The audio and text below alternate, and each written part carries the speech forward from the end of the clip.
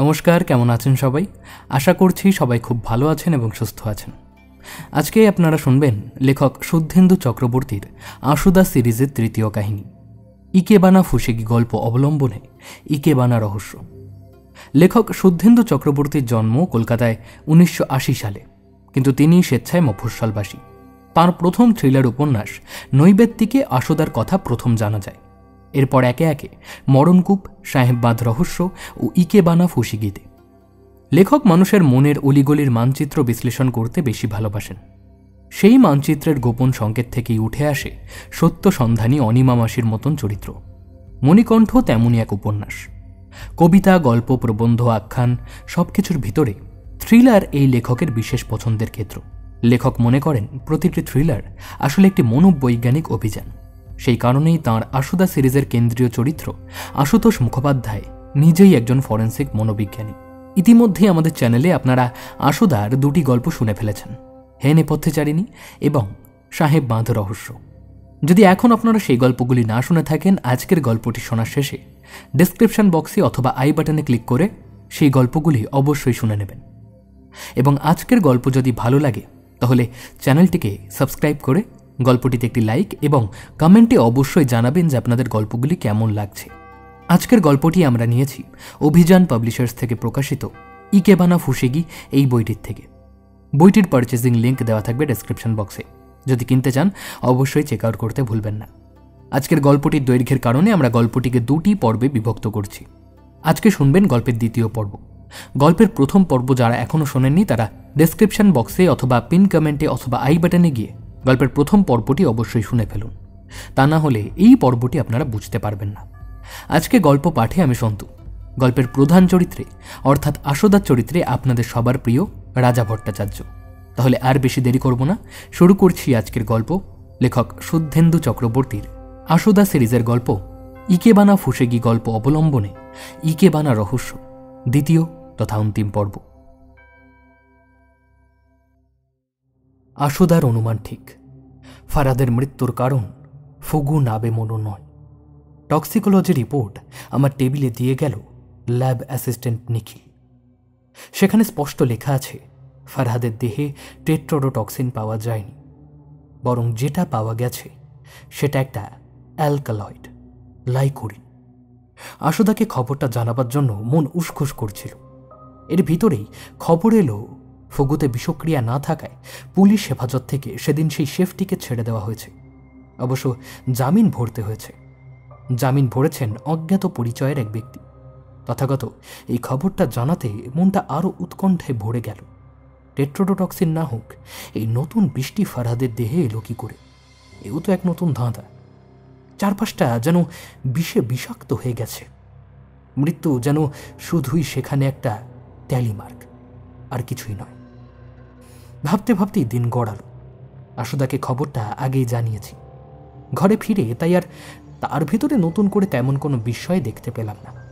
বরং আমাকে দেখেই বলল, এবার বুঝলি কেন মৃত ফারহাদের হাত দেখতে বলেছিলাম?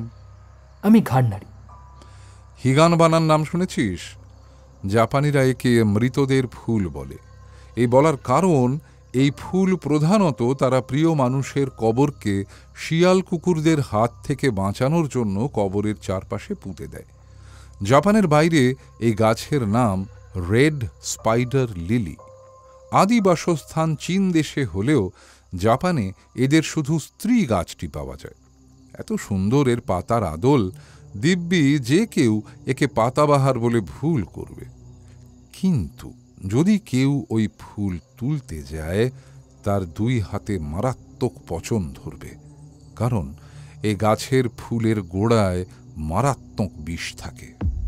এবার বুঝেছিস কেন তোকে বারবার ফারহাদের হাত দুটো দেখতে বলেছিলাম? এই বিষ একটি অ্যালকালয়েড, নাম লাইকোরিন। আমি চমকে উঠলাম।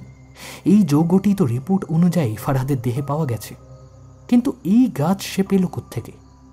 আশুদা বলে চলে, তুই হয়তো খেয়াল করিসনি, রাজারহাটে ফারহাদের বাড়ির নিচে টবে বেশ কয়েকটি এমন রেড স্পাইডার লিলি গাছ আছে।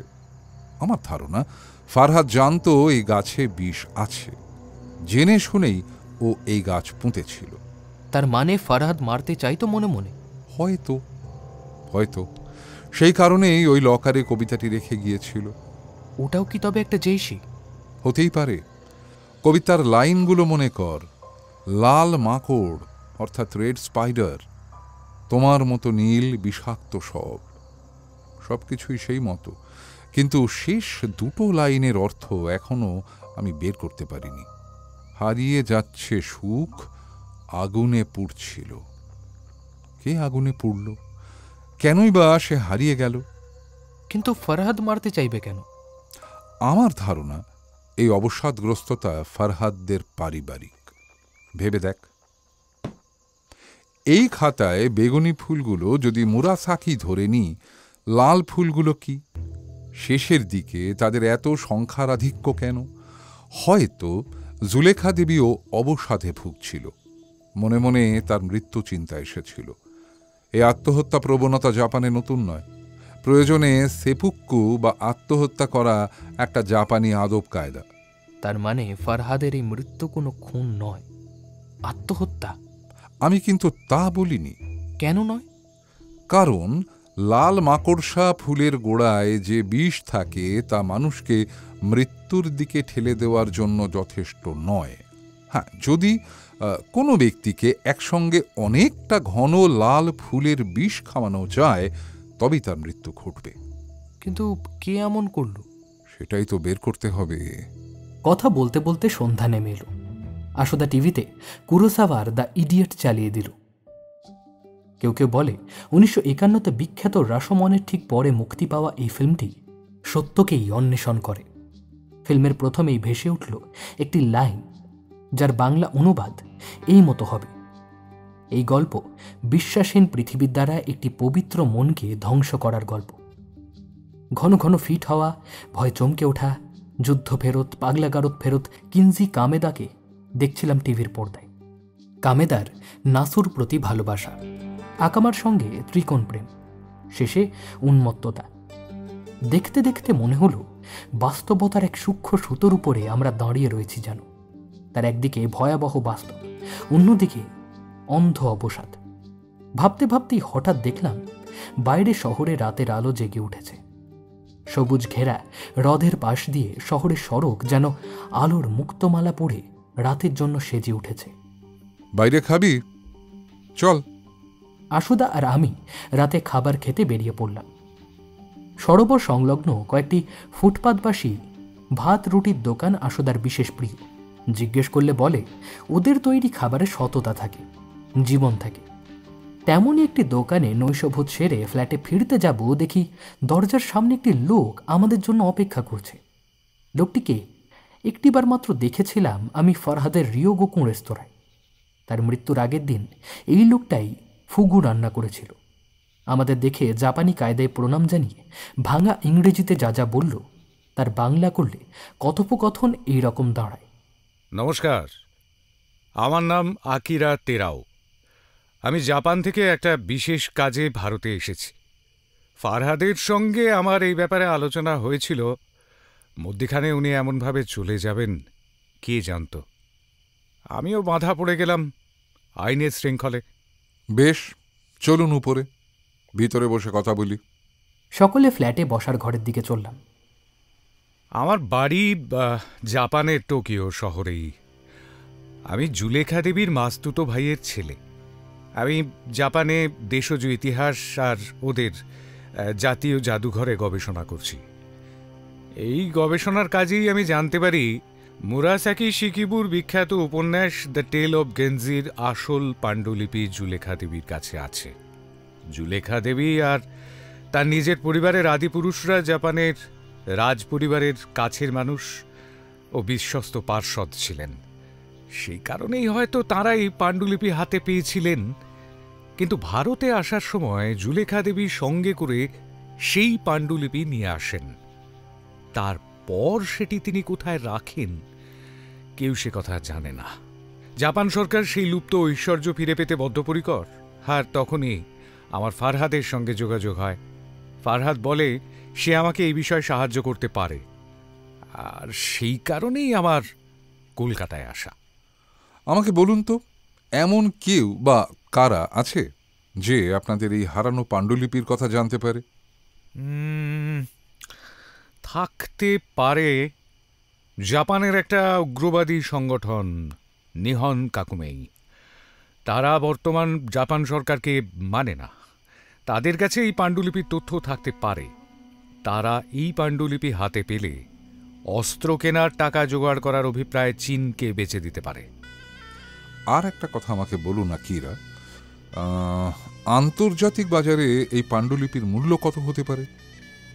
ঐতিহাসিক মূল্য ধার্য করলে এই পাণ্ডুলিপির অর্থমূল্য সংখ্যায় মাপা অসম্ভব, কিন্তু কালোবাজারিদের হিসেবে এই পাণ্ডুলিপির দাম কয়েক লক্ষ ডলার।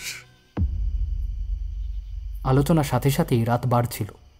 আকিরা এত রাতে ফিরবে কি করে আশুদা জিজ্ঞেস করল। লিন্ডুসে স্ট্রিটের একটা হোটেলে সে এসে উঠেছে। আকিরা অবশ্য বলল তাকে ড্রপ করে দেবে তার এক বন্ধু। বাইরে নিচে বারান্দা দিয়ে দেখলাম সেই কালো স্করপিওটা দাঁড়িয়ে আছে আমাদের বাড়ির সামনে।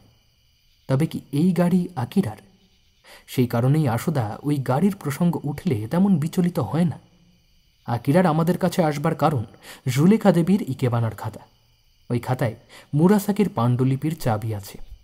আশুদা বলল সে সব রকম সাহায্য করবে তাকে। কথায় কথায় আকিরা চোখ চলে গেল টিভি স্ক্রিনের দিকে। সেখানে দ্য ইডিয়েটের প্রথম দৃশ্যটি ফ্রিজ করা ছিল। দেখে ভাঙা ইংরেজিতে বলল, you people view Kurosawa? Very much. Are you a Kurosawa lover? Very much. That is the reason you took the name of Seven Samurais while writing to Ruxana, right? আশুদার হঠাৎ এই প্রশ্নের উত্তরে আকিরা সলজ্জ হয়ে স্বীকার করে নিল রুকসানা বিভিকে পাঠানো চিঠিগুলো তারই ছিল। সে ওই পাণ্ডুলিপির জন্য সাহায্য চেয়েছিল তার কাছে, কিন্তু তার সন্দেহ হয়েছিল নিহন কাকুমেয়ের লোকেরা তার ইমেল হ্যাক করেছে। তাই সে নিজের পরিচয় গোপন রাখতে ওই নামগুলো ব্যবহার করেছিল। যাবার সময় একটি ফোন নাম্বার দিয়ে গেল আকিরা। আশুদা বলল, শিগগিরই দেখা হবে। উপরের বারান্দা থেকে খেয়াল করলাম নিচে নেমে ওই কালো স্করপিও চড়ে আকিরা চলে গেল। যাবার আগে আশুদার হাত ধরে আবেগপ্রবণ হয়ে আকিরা বলে গেছে, এই পাণ্ডুলিপি জাপান দেশের সম্পদ। এই সম্পদ আমাদের ফিরিয়ে দিলে আমরা আশুদার প্রতি, ভারতের প্রতি চিরকৃতজ্ঞ হয়ে থাকব।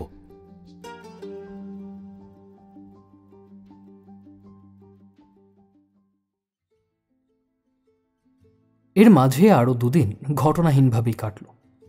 শহরে সাজানো অলিগলির পথ দিয়ে যেতে যেতে ভাবি, সভ্যতার এই বেড়ে ওঠা, সমাজের এই পরিবর্তন, এই সব কিছুই যেন বারবার প্রতিটি ঘটনায় মনের ভিতর দেখতে পাই। বৃষ্টি ভেজা পার্ক সার্কাসের মোড়ে সাইকেল সারাই করার লোকটা গেল 2 বছর আগে অতিমারিতে চলে গেল। এখন দেখি একটি ছোট্ট ছেলে বসে দোকান চালাচ্ছে। হয়তো তার ছেলে বা কোনো আত্মীয় হবে। সময় থেমে থাকে না, থেমে থাকে না জীবন।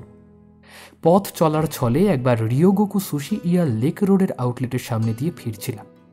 দেখলাম দোকানে শাটার নামান, কিন্তু উপরের সাইনবোর্ড বদলে গেছে। রেস্তোরাঁটি বোধহয় ফারহাদ চলে যাওয়ার সঙ্গে সঙ্গেই বন্ধ হয়ে গেল, কিন্তু জীবন থেমে থাকেনি। দোকানটি ফারহাদ চলে যাবার 10 দিনের ভিতরে নিজের সাজ পাল্টে শাড়ির বুটিক হয়ে উঠছে ধীরে ধীরে। উপরের সাইনবোর্ড তেমন ইঙ্গিত করছে। নেমে সামনে দাঁড়িয়ে থাকা গার্ডটিকে জিজ্ঞেস করতে বলল, দোকান বিক্রি হয়ে গেছে। যে সংস্কৃতি ফারহাদ আলম একজন সম্পূর্ণ অন্য ঘরানার মানুষ হয়েও এতদিন ভিতর ভিতর ধরে রাখতে পেরেছিল, সেই ভালোবাসা তার মৃত্যুর সাথে সাথেই উজ্জ হয়ে উঠল। তবে কি ফারহাদ আর রুকসানা সম্পর্কে কোনো আঁচড় ছিল, দূরত্ব ছিল? ফারহাদ চলে যেতেই তাই কি তার সবটুকু চিহ্ন এভাবে মিটিয়ে ফেলছে রুকসানা? এই 2 দিন আশুদার দেখা নেই, কোথায় ঘুরঘুর করছে কে জানে। জিজ্ঞেস করলেই বলছে বিকল্প সুশির দোকান খুঁজছি। সেদিন ঘরে ফিরে অবশ্য দেখলাম একটা কিমোনো জ্যাকেট পরে আশুদা একটা বেশ মাঝারি আকারের তরবারি দিয়ে হাওয়ার ভিতরে যুদ্ধ করছে। আরে ব্যাপারটা কি? অনেক কষ্ট করে এটা পেলাম, বুঝলি। রাজাবাজারের পিছনে একটা পুরনো অ্যান্টিকের দোকান আছে। টাকা নিয়েছে ভালোই, কিন্তু আমার আফসোস নেই, পুষিয়ে যাবে। আরে তুমি কি এবার সামুরাই হবে নাকি? তোকে তো আগেই বলেছি, কুরোসাওয়ার ফিল্ম বুঝতে হলে তোকে জাপান বুঝতে হবে, আর জাপান বুঝতে গেলে সামুরাই সভ্যতা জানাটাও খুব জরুরি। কেউ বলবে এই তরবারির বয়স না হলেও 200 বছর, এতটুকু জং ধরেনি, চিড় ধরেনি। এই তরবারির কেসটা কি? বলছি শোন, বস, আগে বস। জাপানে যেসব সামুরাই তরবারি সবচাইতে প্রাচীন ও বিখ্যাত, তার মধ্যে মাসামুনে তরবারি অন্যতম। 1561 সালে সেনাপতি হেনজো শিগেনাগা এই তরবারি উমানোসুকের কাছ থেকে অর্জন করেছিলেন। সে ছিল টোকুগাওয়া সাম্রাজ্যের সময়। সেই থেকে এই ধরনের তরবারির নাম হনজু মাসামুনে। একজন সামুরাইয়ের কাছে তার তরবারি হল ষষ্ঠ ইন্দ্রিয়ের মতো। সেই তার অন্য 5টি ইন্দ্রিয়কে সমন্বিত করবে। বুঝলাম। আর হত্যাকারী সন্ধান পেলে? না, তবে তোকে মনে হয় কলেজে আবার ছুটি নিতে হবে। ছুটি মানেই অভিযান। মন আনন্দে লাফিয়ে উঠল। আমরা কোথায় যাচ্ছি? শিলং। তবে এবার আমাদের সঙ্গে আকিরাও যাবে। তথাগত ওই বিশ্বরূপ নামের ব্যক্তির খোঁজ খবর নিয়েছে। বিশ্বরূপ সম্ভবত শিলংয়ের আগে উমিয়াম হ্রদের ধারেই একটা মনাস্ট্রি সংলগ্ন বোর্ডিং স্কুলে পড়ান। কথাটা আকিরাকে বলেছিলাম। উনি আবার শুনে বললেন, সম্ভবত এই মনাস্ট্রিতেই জীবনের শেষ কয়েকদিন জুলেখা দেবী অতিবাহিত করেছেন। সুতরাং এমনও হতে পারে যে আমাদের এই রহস্যের সমাধান হয়তো উমিয়ামের ধারেই অপেক্ষা করছে। ও ছুটির ব্যবস্থা হয়ে যাবে। কাল আর পরশু কলেজে তেমন কাজ নেই। সুতরাং ঠিক হলো আকিরাকে নিয়ে আমরা সোজা সকাল সকাল বেরিয়ে পড়ব কলকাতা বিমানবন্দর, সেখান থেকে গৌহাটি, তারপর গাড়ি করে উমিয়াম। পরদিন সেই মতো বেরিয়ে পড়লাম। আকিরা তৈরি ছিল। প্লেনে পাশাপাশি বসে আমরা কথা বলছিলাম। আশুদা বলল, আচ্ছা আকিরা, যেদিন তুমি ফারহাদের সঙ্গে দেখা করতে এলে আর ফুগুর আনছিলে, সেদিন কাউন্টারে খেয়াল করে দেখেছিলে সিসিটিভি চলছিল কিনা? মনে করে বলো তো। চলছিল, কারণ দুবার আমি নিজে কাউন্টারে বসেছিলাম। আকিরার উত্তরে রহস্য প্রগাঢ় হলো। এর মানে পুলিশ অফিসার প্রাঞ্জল শিকদার সেখানে পৌঁছানোর আগেই কেউ ইচ্ছাকৃত সিসিটিভির ফুটেজগুলো সরিয়ে দিয়েছে। তোমার কাছে সেদিনকার ওই হোটেলে তোলা কোনো ছবি আছে? আকিরা ঘাড় নেড়ে তার মোবাইল থেকে বেশ কয়েকটি ছবি আশুদাকে ফরওয়ার্ড করে দিল। বেশিরভাগই ফারহাদের সঙ্গে তোলা। ফারহাদের প্রাণবন্ত চোখ দুটির দিকে তাকিয়ে মন বিষণ্ণ হয়ে গেল। কে জানত এই জলজ্যান্ত মানুষটি এত তাড়াতাড়ি অতীত হয়ে যাবে। বিমান উড়ে চলে, আমরাও উড়ে চলি কলকাতা ছেড়ে গৌহাটি।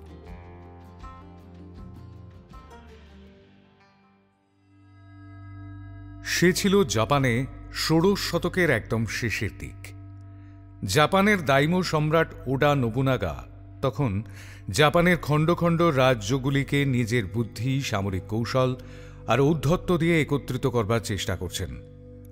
আকিরা আর জুলেখার পূর্বপুরুষ ওশিরো এই নোবুনাগার বিশ্বস্ত সেনানায়ক ছিলেন।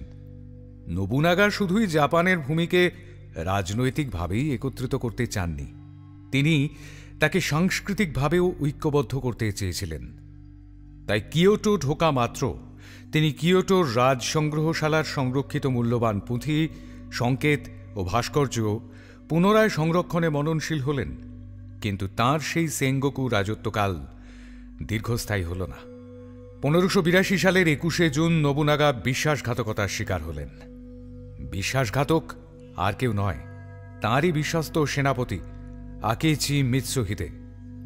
নোবুনাগা তখন তার বড় ছেলে নোবুটাগাকে নিয়ে হনুজির মন্দিরে ছিলেন। মিৎসুহিদের আক্রমণের সময় ওশিরো তাঁর পাশেই ছিল। নোবুনাগা তখনই তার সামুরাই তরবারি ও মুরাসাকি শিকিবু গেনজির পাণ্ডুলিপি তার হাতে সংরক্ষণের জন্য তুলে দেন। ওশিরো সম্রাটের নির্দেশ মতো যুদ্ধস্থল থেকে সেই মহামূল্যবান জিনিস নিয়ে পাশের একটি গ্রামে আত্মগোপন করল। এদিকে নোবুনাগা আর তার ছেলে যুদ্ধে পরাজয় নিশ্চিত বুঝতে পেরে সেপুক্কু রীতিতে আত্মহত্যা করলেন। একটি মাত্র রাতের বিশ্বাসঘাতকতায় জাপানের গৌরবময় সেঙ্গোকু রাজত্ব শেষ হয়ে গেল। ওশিরো আর তাঁর স্ত্রী মিৎসুকো বিদ্রোহী সেনাদের রাজ্যে থাকা নিরাপদ মনে করলেন না। তাই তারা কিয়োটো থেকে খানিক দূরে পাহাড় আর জঙ্গলে ঘেরা মিয়ামা গ্রামে আত্মগোপন করলেন। এদিকে বিদ্রোহী সেনাদের রাজত্ব দীর্ঘস্থায়ী হল না। পূর্ব জাপান থেকে বিপুল সৈন্য নিয়ে মিৎসুহিদেকে আক্রমণ করতে আসছিলেন নোবুনাগার বিশ্বস্ত সেনাপতি টোয়োটোমি হিদেয়োশি। আকেচি ছিলেন রগচটা লোক, তার রণকৌশল জ্ঞান তেমন ছিল না। অন্যদিকে হিদেয়োশি ছিলেন দক্ষ যুদ্ধ বিশারদ।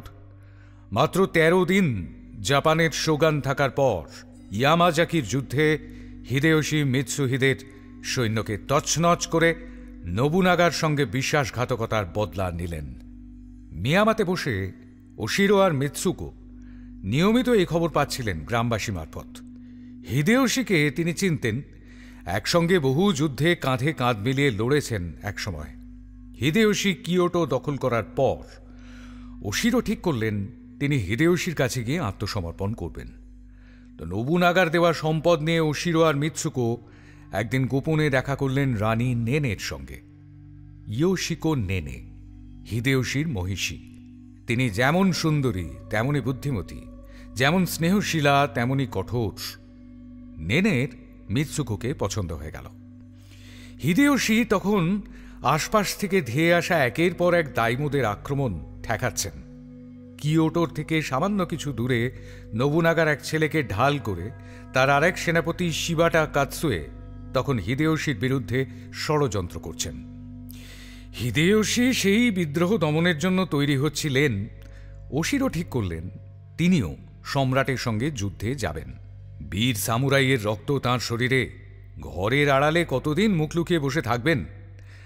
রানী নেনে ইয়োশিকো কথা দিলেন যে তিনি ওশিরো ফিরে না আসা পর্যন্ত মিৎসুকোকে দেখে রাখবেন।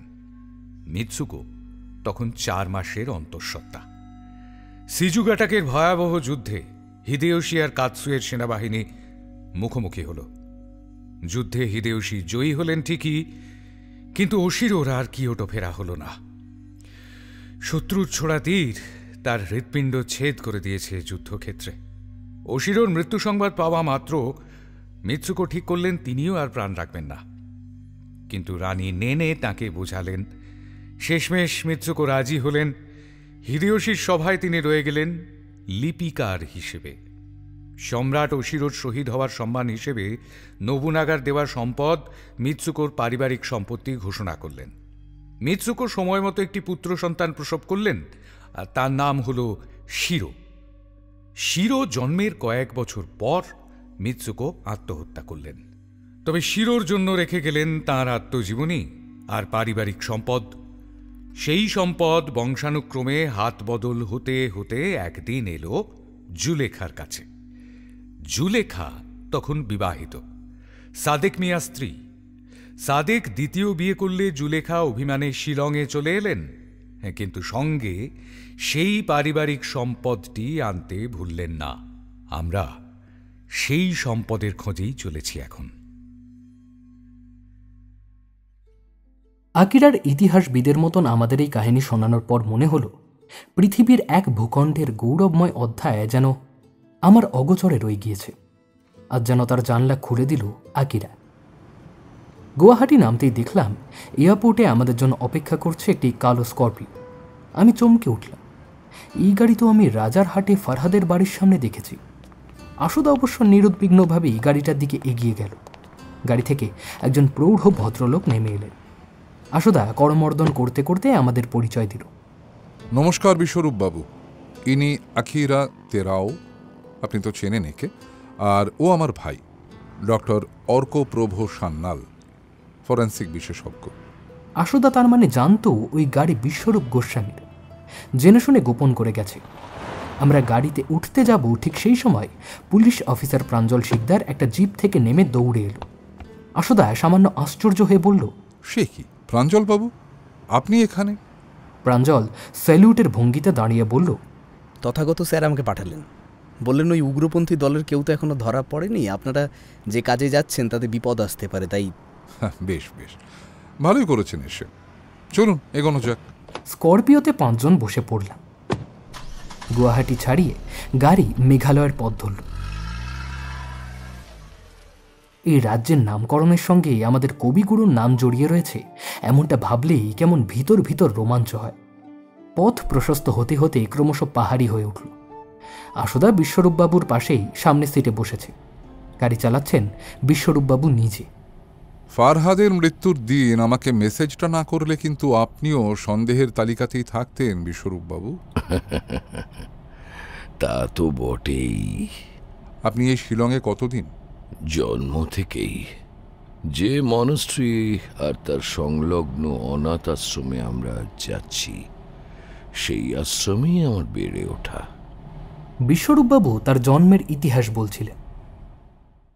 আমার বাবা মাকে জানা নেই, তবে এটুকু জানা যায়, আমার যখন 1 মাস বয়স, কেউ আমাকে ওই অনাথ আশ্রমের দরজার বাইরে রেখে দিয়ে গিয়েছিল। ফাদার ফ্রান্সিস আমাকে কোলে তুলে নেন, বড় করে তোলেন। পড়াশুনোয় বরাবরই আমি ভালো ছিলাম। এরপর স্কলারশিপ পেলাম টোকিও বিশ্ববিদ্যালয় থেকে। পাড়ি দিলাম জাপান। আমার পছন্দের বিষয় প্রাচীন জাপানি স্ক্রিপচার। গবেষণার কাজেই আলাপ হয়ে গেল জুলেখা দেবীর সঙ্গে। আলাপ বদলে গেল বন্ধুত্বে। জুলেখা দেবী আমার থেকে বয়সে বছর 5 বড়, কিন্তু বন্ধুত্বে সে বয়স রইল না। দূর দেশে সাদেক ভাই আর জুলেখা দেবীর সহচর্যে আমি যেন নিজের দেশের সান্নিধ্য খুঁজে পেলাম। এরপর দেশে ফিরতেই ফাদার ফ্রান্সিস আমাকে অনাথ আশ্রমের দায়িত্ব অর্পণ করে বিদেশে ফিরে গেলেন। অনাথ আশ্রমের দায়িত্ব পালন করার ভেতরেই জুলেখা দেবীর সঙ্গে পত্র মারফত যোগাযোগ বজায় রইল। তারপর হঠাৎ একদিন জানতে পারলাম একটি বিশেষ বিষয়ে জুলেখা দেবী আমার সঙ্গে কথা বলতে চান। শিলংয়ে চলে এলেন জুলেখা দেবী, সঙ্গে একটি বড় কাঠের বাক্স আর অ্যালবাম। কিছুদিন উমিয়ামের পাশে নিভিতে কাটানোর অভিপ্রায় ছিল তার। আমি কোনো প্রশ্ন করলাম না। মনস্ট্রির উত্তর দিকের ঘরে তার থাকার বন্দোবস্ত হলো। তারপর হঠাৎ জানা গেল তার স্বামী বিমান দুর্ঘটনায় গত হয়েছেন। সেখানেই একদিন জুলেখার পুত্র সস্ত্রীক দেখা করতে এলো। জুলেখা দেবী দেখা করতে চাইলেন না। আমি বোঝালাম তাকে।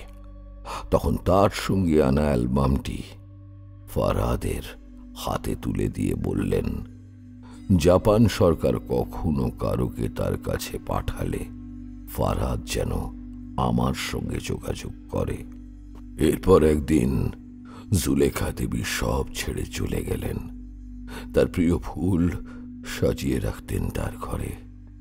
শেষ দিকে তার 2টি হাত পচে গেল। তারপর মুখের মাংস খসে খসে পড়তে লাগলো। কোনো চিকিৎসাই কার্যকর হলো না। আরো অসূর্য স্পর্শা হয়ে গিয়েছিলেন শেষ দিকে। তারপর হঠাৎ একদিন তিনি চলে গেলেন। আকিরার বার্তা পেয়ে ফারহাদ যোগাযোগ করেছিল আমার সঙ্গে, কিন্তু শেষ রক্ষা হলো না। ফারহাদের মৃত্যু কাহিনীর ভেতর এক অনাবশ্যক মোড় এনে দিল যেন। কোনো ধার দেনার কথা ফারহাদ বলেছিল আপনাকে? কই না তো, বরং এক অদ্ভুত কথা বলেছিল আমাকে। আমার মনে আছে। গাড়ি কখনো সমতল, কখনো পাহাড়ি উচ্চতায় চড়ে বসছে। বিশ্বরূপবাবু বলে চলেন, ফারহাদ বলেছিল তার আর আমার সঙ্গে কথোপকথন যেন তার বিবি জানতে না পারে। কেন?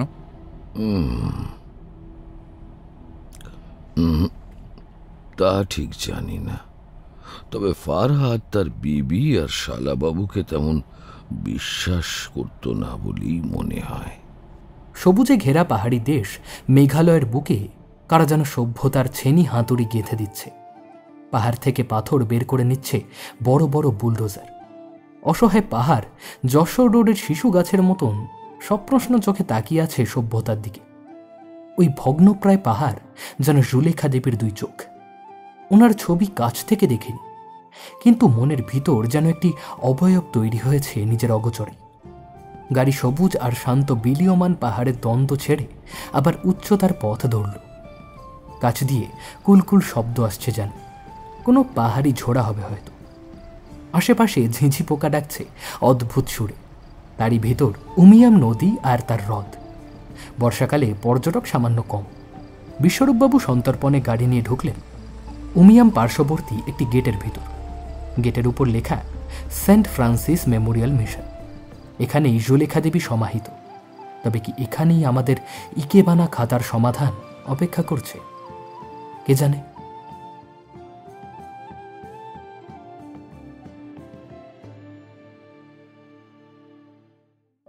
উমিয়াম পার্শ্ববর্তী সেন্ট ফ্রান্সিস মেমোরিয়াল মিশন যেন কোনো অনাথ আশ্রম নয়। 108টি ফুল গাছ সমন্বিত গোটা একটি জীবন্ত ইকেবানা। মিশনের লাগোয়া ওই পাইন গাছ ভেদ করলে উমিয়ামের নীল জল উঁকি দিচ্ছে, আর ভেতরে উঁকি দিচ্ছে সবুজে সবুজ মাঠ। সেখানে নানান বয়সের ছেলেমেয়েগুলো খেলে বেড়াচ্ছে আপন মনে। এখানেই যেন সূর্যোদয় থমকে থেমে আছে জাপানের মতো। রাতে আমার আর আশুদার জন্য আলাদা ঘরের ব্যবস্থা করেছিলেন বিশ্বরূপ। আকিরার জন্য আলাদা ঘরের ব্যবস্থা ছিল। প্রাঞ্জল অবশ্য এখান থেকে শিলং শহরে ওর হেডকোয়ার্টারে রিপোর্ট করতে চলে গিয়েছিল। সকাল থেকে আকিরারও দেখা নেই। সে সকালেই নাকি কাছের একটি গ্রামে কি কাজ সারতে গেছে। অবশ্য বলছিল কাল দেশে ফোন করতে হবে, সেই জন্যই কি কে জানে। আজ দুপুরে কোনো একটা সময়ে তার আবার ফিরে আসার কথা। এর আগে সারা রাত আমাদের নানান প্রজাতির ঝিঁঝি পোকা বিভিন্ন অক্টেভে গান শোনালো। দূরে বাচ্চাদের হোস্টেলের ঘরের আলো নিভে গেল এক এক করে। নৈশভোজের পর বিশ্বরূপ একবার এসেছিলেন আমাদের কাছে। এই মেমোরিয়ালে তিনি নিজে একজন খ্রিস্টান হলেও প্রথম প্রথম ঠিক ফাদার হতে চান, তবুও সকলে তাকে ফাদার বলেই ডাকে। দীর্ঘ কৈশোর জীবন অতিবাহিত করে এখন এই মানুষটি যেন এখানকার জল, হাওয়া, বাতাস, পাখপাখালি, কীট পতঙ্গের সঙ্গে মিশে গেছেন। আমাদের নির্দিষ্ট কটেজের সঙ্গে লাগোয়া একটি বারান্দা ছিল। সেই বারান্দায় দাঁড়িয়েই আমাদের কথা হচ্ছিল। সেখানেই বিশ্বরূপবাবু জুলেখা দেবী আর ফারহাদের সম্পর্কে অনেক অজানা তথ্য দিলেন আমাদের। শেষ দিকে জুলেখা দেবী ডায়েরি লিখতেন। তার ঘর থেকে বের হতেন না তেমন। মিশনে এলেও আমি কখনো ধর্ম পরিবর্তন করতে বলিনি। নিজের ঘরেই নামাজ পড়তেন তিনি। আর তারপর রাত জেগে লিখতেন। হাতে দুরারোগ্য পচন ধরে যাওয়ায় তিনি জনসমক্ষে আসা ছেড়ে দিয়েছিলেন। একবার সস্ত্রীক ফারহাদ এসেছিল, তেমন কথাই বলেননি। দ্বিতীয়বার ফারহাদ একা এসেছিল, তখন তাকে ওই অ্যালবামটা ধরিয়ে দিয়েছিলেন। কথায় কথায় মনে প্রশ্ন এলো। জিজ্ঞেস করে ফেললাম, আচ্ছা জুলেখা দেবীর সঙ্গে তার ছেলের সম্পর্ক কেমন ছিল? কেমন যেন অভিমানের দূরত্ব ছিল দুজনের মধ্যে। জুলেখা চিরকাল অভিমানিনী। সেই অভিমান তার স্বামী সাদেককে ঘিরে। সাদেকের দ্বিতীয় নিকাহ সে মন থেকে মেনে নিতে পারেনি। আপনার কি মনে হয় সাদেকের দ্বিতীয় বিবাহের কারণেই কি ফারহাদের উপর তার অভিমান? কি জানি। জুলেখা দেবীর সেই ডায়েরিটা একবার দেখতে পারি আমি, যদি অবশ্য আপনার কোনো আপত্তি না থাকে। না না না, এক্ষুনি আসছি বলেই ফাদার বিশ্বরূপ উঠে গিয়েছিলেন।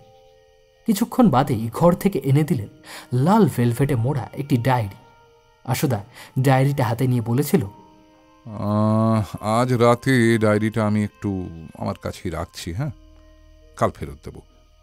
ফাদার রাজি হয়ে গেলেন। সারা রাত নাইট ল্যাম্প জ্বালিয়ে আশুদা পড়াশোনা করছিল। আশুদাকে দেখে আমাদের কলেজ জীবনে পরীক্ষার আগের দিনের সেই ঘুম তাড়ানো মারণ পড়ার কথা মনে পড়ে গেল। কখন যে ঝিঝি পোকার ডাক শুনতে শুনতে ঘুমিয়ে পড়েছিলাম নিজেরই খেয়াল নেই।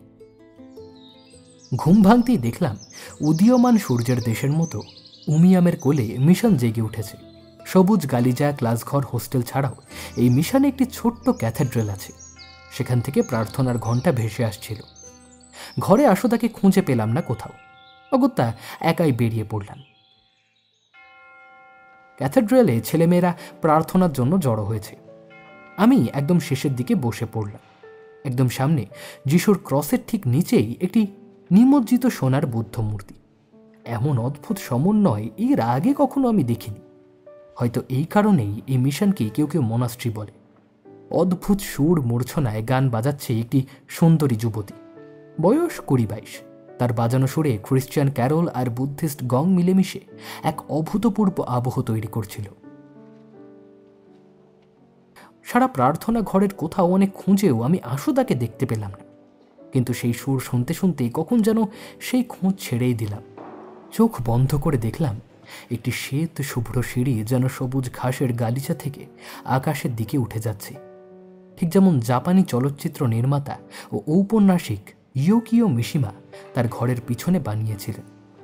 নোবেলের দৌড়ে কাওয়াবাতার কাছে হেরে গেল মিশিমা আমার মতন অগণিত অনুগামীর কাছে দর্শনের দিক থেকে যেন সব দৌড়ে সবাইকে ছেড়ে এগিয়ে যেতে পেরেছেন। সুরের ভিতরে চলাচল করতে করতে মনে হলো যেন প্রকৃতির প্রতিটি অনুবেক্ষণে ছড়িয়ে পড়ছে আমাদের বিভূতিটুকু।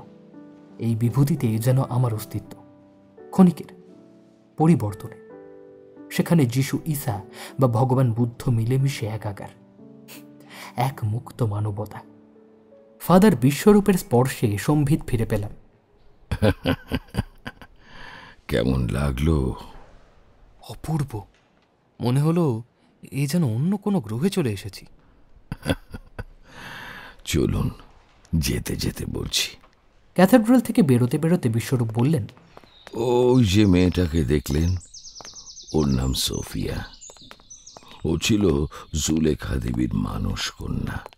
খুব ভালোবাসতেন ওকে। একটা কথা জিজ্ঞাসা করি, এখানে যিশুর ক্রসের নিচেই বুদ্ধ মূর্তি দেখলাম। এমনটা আর কখনো পৃথিবীর কোনোখানেই দেখিনি। এটা কি করে সম্ভব হলো? ফাদার ফ্রান্সিস একজন অদ্ভুত মানুষ ছিলেন।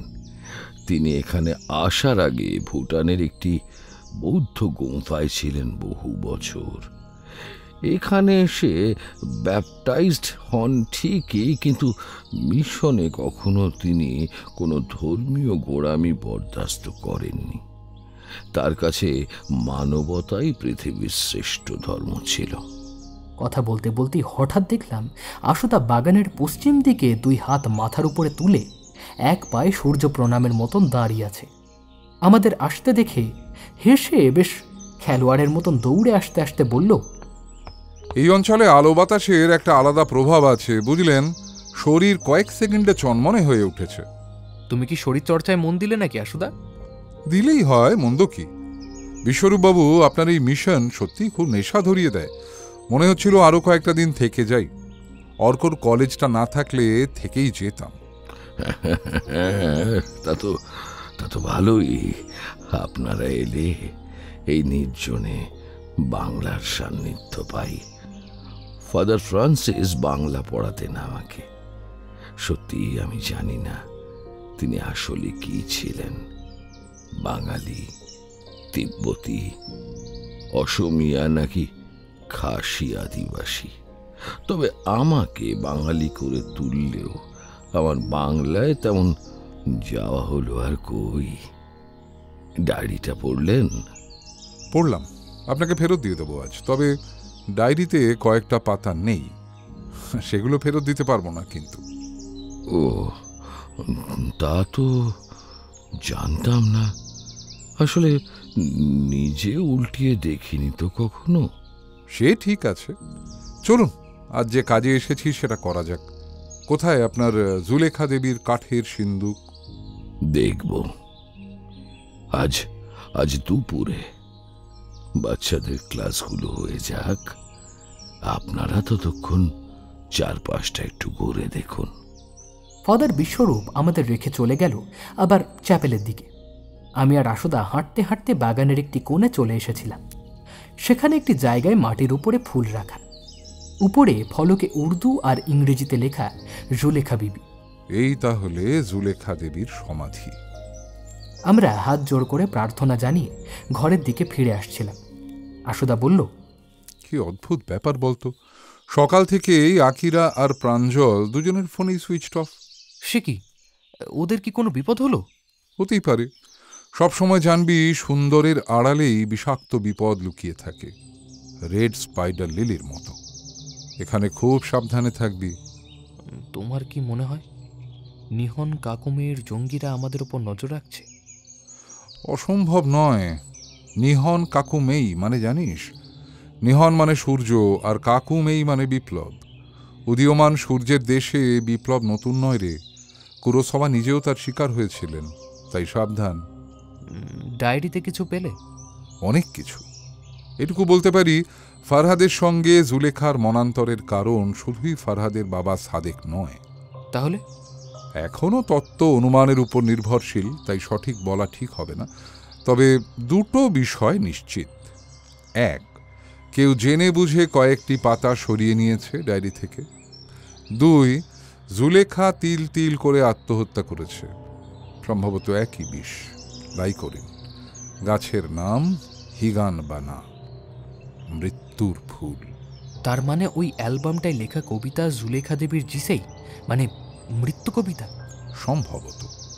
তোকে একটা মজার গল্প বলি। এই জিসেই নিয়ে পরীক্ষা নিরীক্ষা জাপানে নতুন নয়। এক জাপানি কবি নাম গোজান, বয়স 38, হঠাৎ মৃত্যুর দিন সন্ধ্যায় দেখলেন তার ঘরের বাইরে গাছে গাছে ফুল ধরেছে।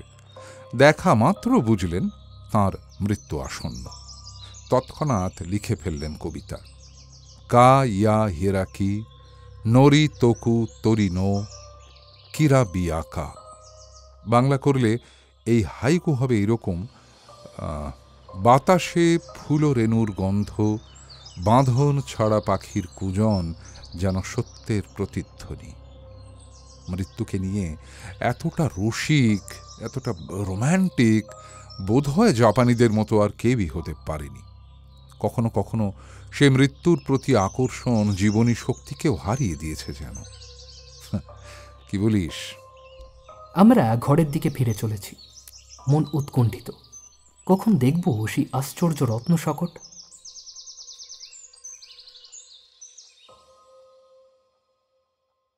ঘরে ফিরতেই দেখলাম আকিরা ফিরে এসেছে। জিজ্ঞেস করতে বলল নিচে একটি বাজারে গিয়ে সাইবার ক্যাফেতে সে মেল করে এসেছে তার দেশে। আর তেমন কিছু বলল না। মোবাইল বন্ধ কেন জিজ্ঞেস করতে বলল, খেয়াল করেনি। এদিকে কাল এখানে আসার পর থেকে পুলিশ অফিসার প্রাঞ্জল শিকদারের দেখা নেই। আশুদা তথাগতকে ফোন করল 2 বার, সেও বলল যোগাযোগ করা যাচ্ছে না। তবে কি প্রাঞ্জল কোনো বিপদে পড়ল? নিহত কাকুমেই কি নজর রাখছে আমাদের উপর? ভাবতে ভাবতেই গুলিয়ে যাচ্ছিল সব। কে সত্য কে মিথ্যা কিছুই বুঝতে পারছি না তেমন। অথচ আশুদা নির্বিকার, এমন অবশ্য আমি আগেও দেখেছি মরণকুব্বা সাহেববাদ রহস্যে। আশুদা তার ভাবভঙ্গিতে কখনো উৎকণ্ঠা প্রকাশ করতে দেয় না। বিশ্বরূপ আমাদের নিয়ে চললেন তার নিজস্ব ঘরে। তার আগে আশুদা আমাকে এক দৌড়ে জুলেখা বেবির অ্যালবামটা নিয়ে আসতে বলল। আমি দৌড়ে সেই অ্যালবামটা নিয়ে এলাম। তারপর বিশ্বরূপবাবুর ঘরে ঢুকে দেখলাম ঘরের ঠিক মধ্যেখানে প্রকাণ্ড একটি টেবিল। সে টেবিলের উপর একটা কারুকাজ করা কাঠের বাক্স রাখা। বিশ্বরূপ বললেন, জুলেখা শেষ দিন অবধি বারবার বলে গেছেন এই বাক্স কেউ জোর করে যেন খুলতে না যায়। খুলতে গেলেই বাক্সের কবজার ভেতর রাখা সূক্ষ্ম আধার থেকে করসিভ বেরিয়ে আসবে আর তার ভেতরে থাকা যা কিছু নষ্ট করে দেবে। জুলেখার দৃঢ় বিশ্বাস ছিল একদিন ফারহাদ তার দেওয়া অ্যালবাম নিয়ে আসবে। তখন যেন আমি এই বাক্স তার হাতে তুলে দিই। কিন্তু তা হবার আগেই এত কিছু ঘটে যাবে কে জানত। বাক্সের উপর কারুকাজ করা ইকেবানা আঁকা।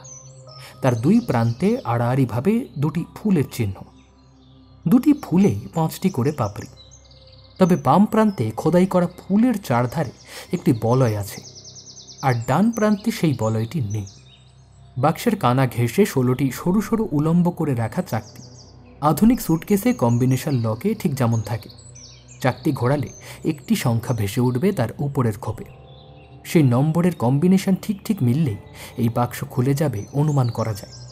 আশুদা সবিস্ময়ে বাক্সটি দেখতে দেখতে বলল, আশ্চর্য, এমন বাক্স বানানো কিন্তু সহজ কথা নয়। আপনার অনুমান সঠিক। এই বাক্স তৈরি করা হয়েছে সপ্তদশ শতকের শেষ দিকে তোকাগাওয়া সাম্রাজ্যের শাসনকালে। উত্তরাধিকার সূত্রে এই বাক্স তাকে খুলবার চাবি সূত্র জুলেখা দেবী পান। বেশ, বলে আশুদা এবার জুলেখা দেবীর অ্যালবামটা হাতে নিল।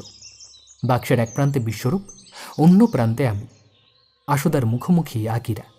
আশুদা বলে চলে, এই বাক্স ঠিকমতো খুলতে হলে আমাদের এই কম্বিনেশন লকের সিকোয়েন্সটা জানতে হবে। সেই সিকোয়েন্স জুলেখা দেবী তার ইকেবানা খাতায় রেখেছেন। কিন্তু সেই প্রসঙ্গে যাবার আগে খাতার একেবারে শেষ পাতায় জুলেখা দেবী যে কবিতাটি লিখেছিলেন সেখানে মন দেওয়া যাক। এই কবিতা নিশ্চিতভাবেই একটি জিসেই বা মৃত্যু কবিতা, কিন্তু সেই কবিতার ভিতরেই জুলেখা দেবী এই বাক্স খোলার চাবির হদিশ দিয়ে গেছেন। কবিতাটি আর একবার খণ্ডে খণ্ডে পড়া যাক। প্রথম লাইন, মৃত্যুর পর কেমন হবে চোখের জলের রং। এই লাইন সম্রাজ্ঞী তেইশির লিখে যাওয়া মৃত্যু কবিতার মতো। জুলেখা দেবী সুপাঠিকা ছিলেন, সদিচ্ছায় একই সঙ্গে আয়ত্ত করেছিলেন ইংরেজি, বাংলা, উর্দু, চাইনিজ এবং জাপানি ভাষা। হয়তো রানী তেইশির মনোযন্ত্রণা তাঁকে গভীরভাবে স্পর্শ করেছিল। রানীও যেমন তাঁর সতীন যন্ত্রণায় কষ্ট পাচ্ছিলেন, জুলেখাও তেমনই। আচ্ছা, এর পরের লাইন, পাহাড়ের কোলে হে বিজয়িনী, শরীর শুধুই বিয়োয়া হ্রদ। বিয়োয়া হ্রদের ধারে গেনজি গ্রন্থের রচয়িতা মুরাসাকি তার জীবনের শেষ কটা দিন কাটিয়েছিলেন। শেষ জীবনে মুরাসাকিও একাকিত্বে ভুগেছেন, যদিও কিভাবে তাঁর মৃত্যু হয়েছিল তা আজও অজানা। জুলেখা দেবী জীবন সায়াহ্নে মুরাসাকির মতোই বিষণ্ণতা মগ্ন হয়ে এই লাইন লিখেছেন বলে আমার ধারণা। তার কাছে বিয়োয়া হ্রদ হল আমাদের এই মিশনের পার্শ্ববর্তী উমিয়াম লেক। এইবার কবিতার সবচেয়ে গুরুত্বপূর্ণ শেষ লাইনটি, ফুলের আদলে রমণীর মনের চাবি রাখা। এই রমণীটি আসলে কে? গেনজি রচয়িতা মুরাসাকি নাকি জুলেখা দেবী নিজে? সে প্রশ্নের উত্তর আমরা এই বাক্স খুললে জানতে পারব।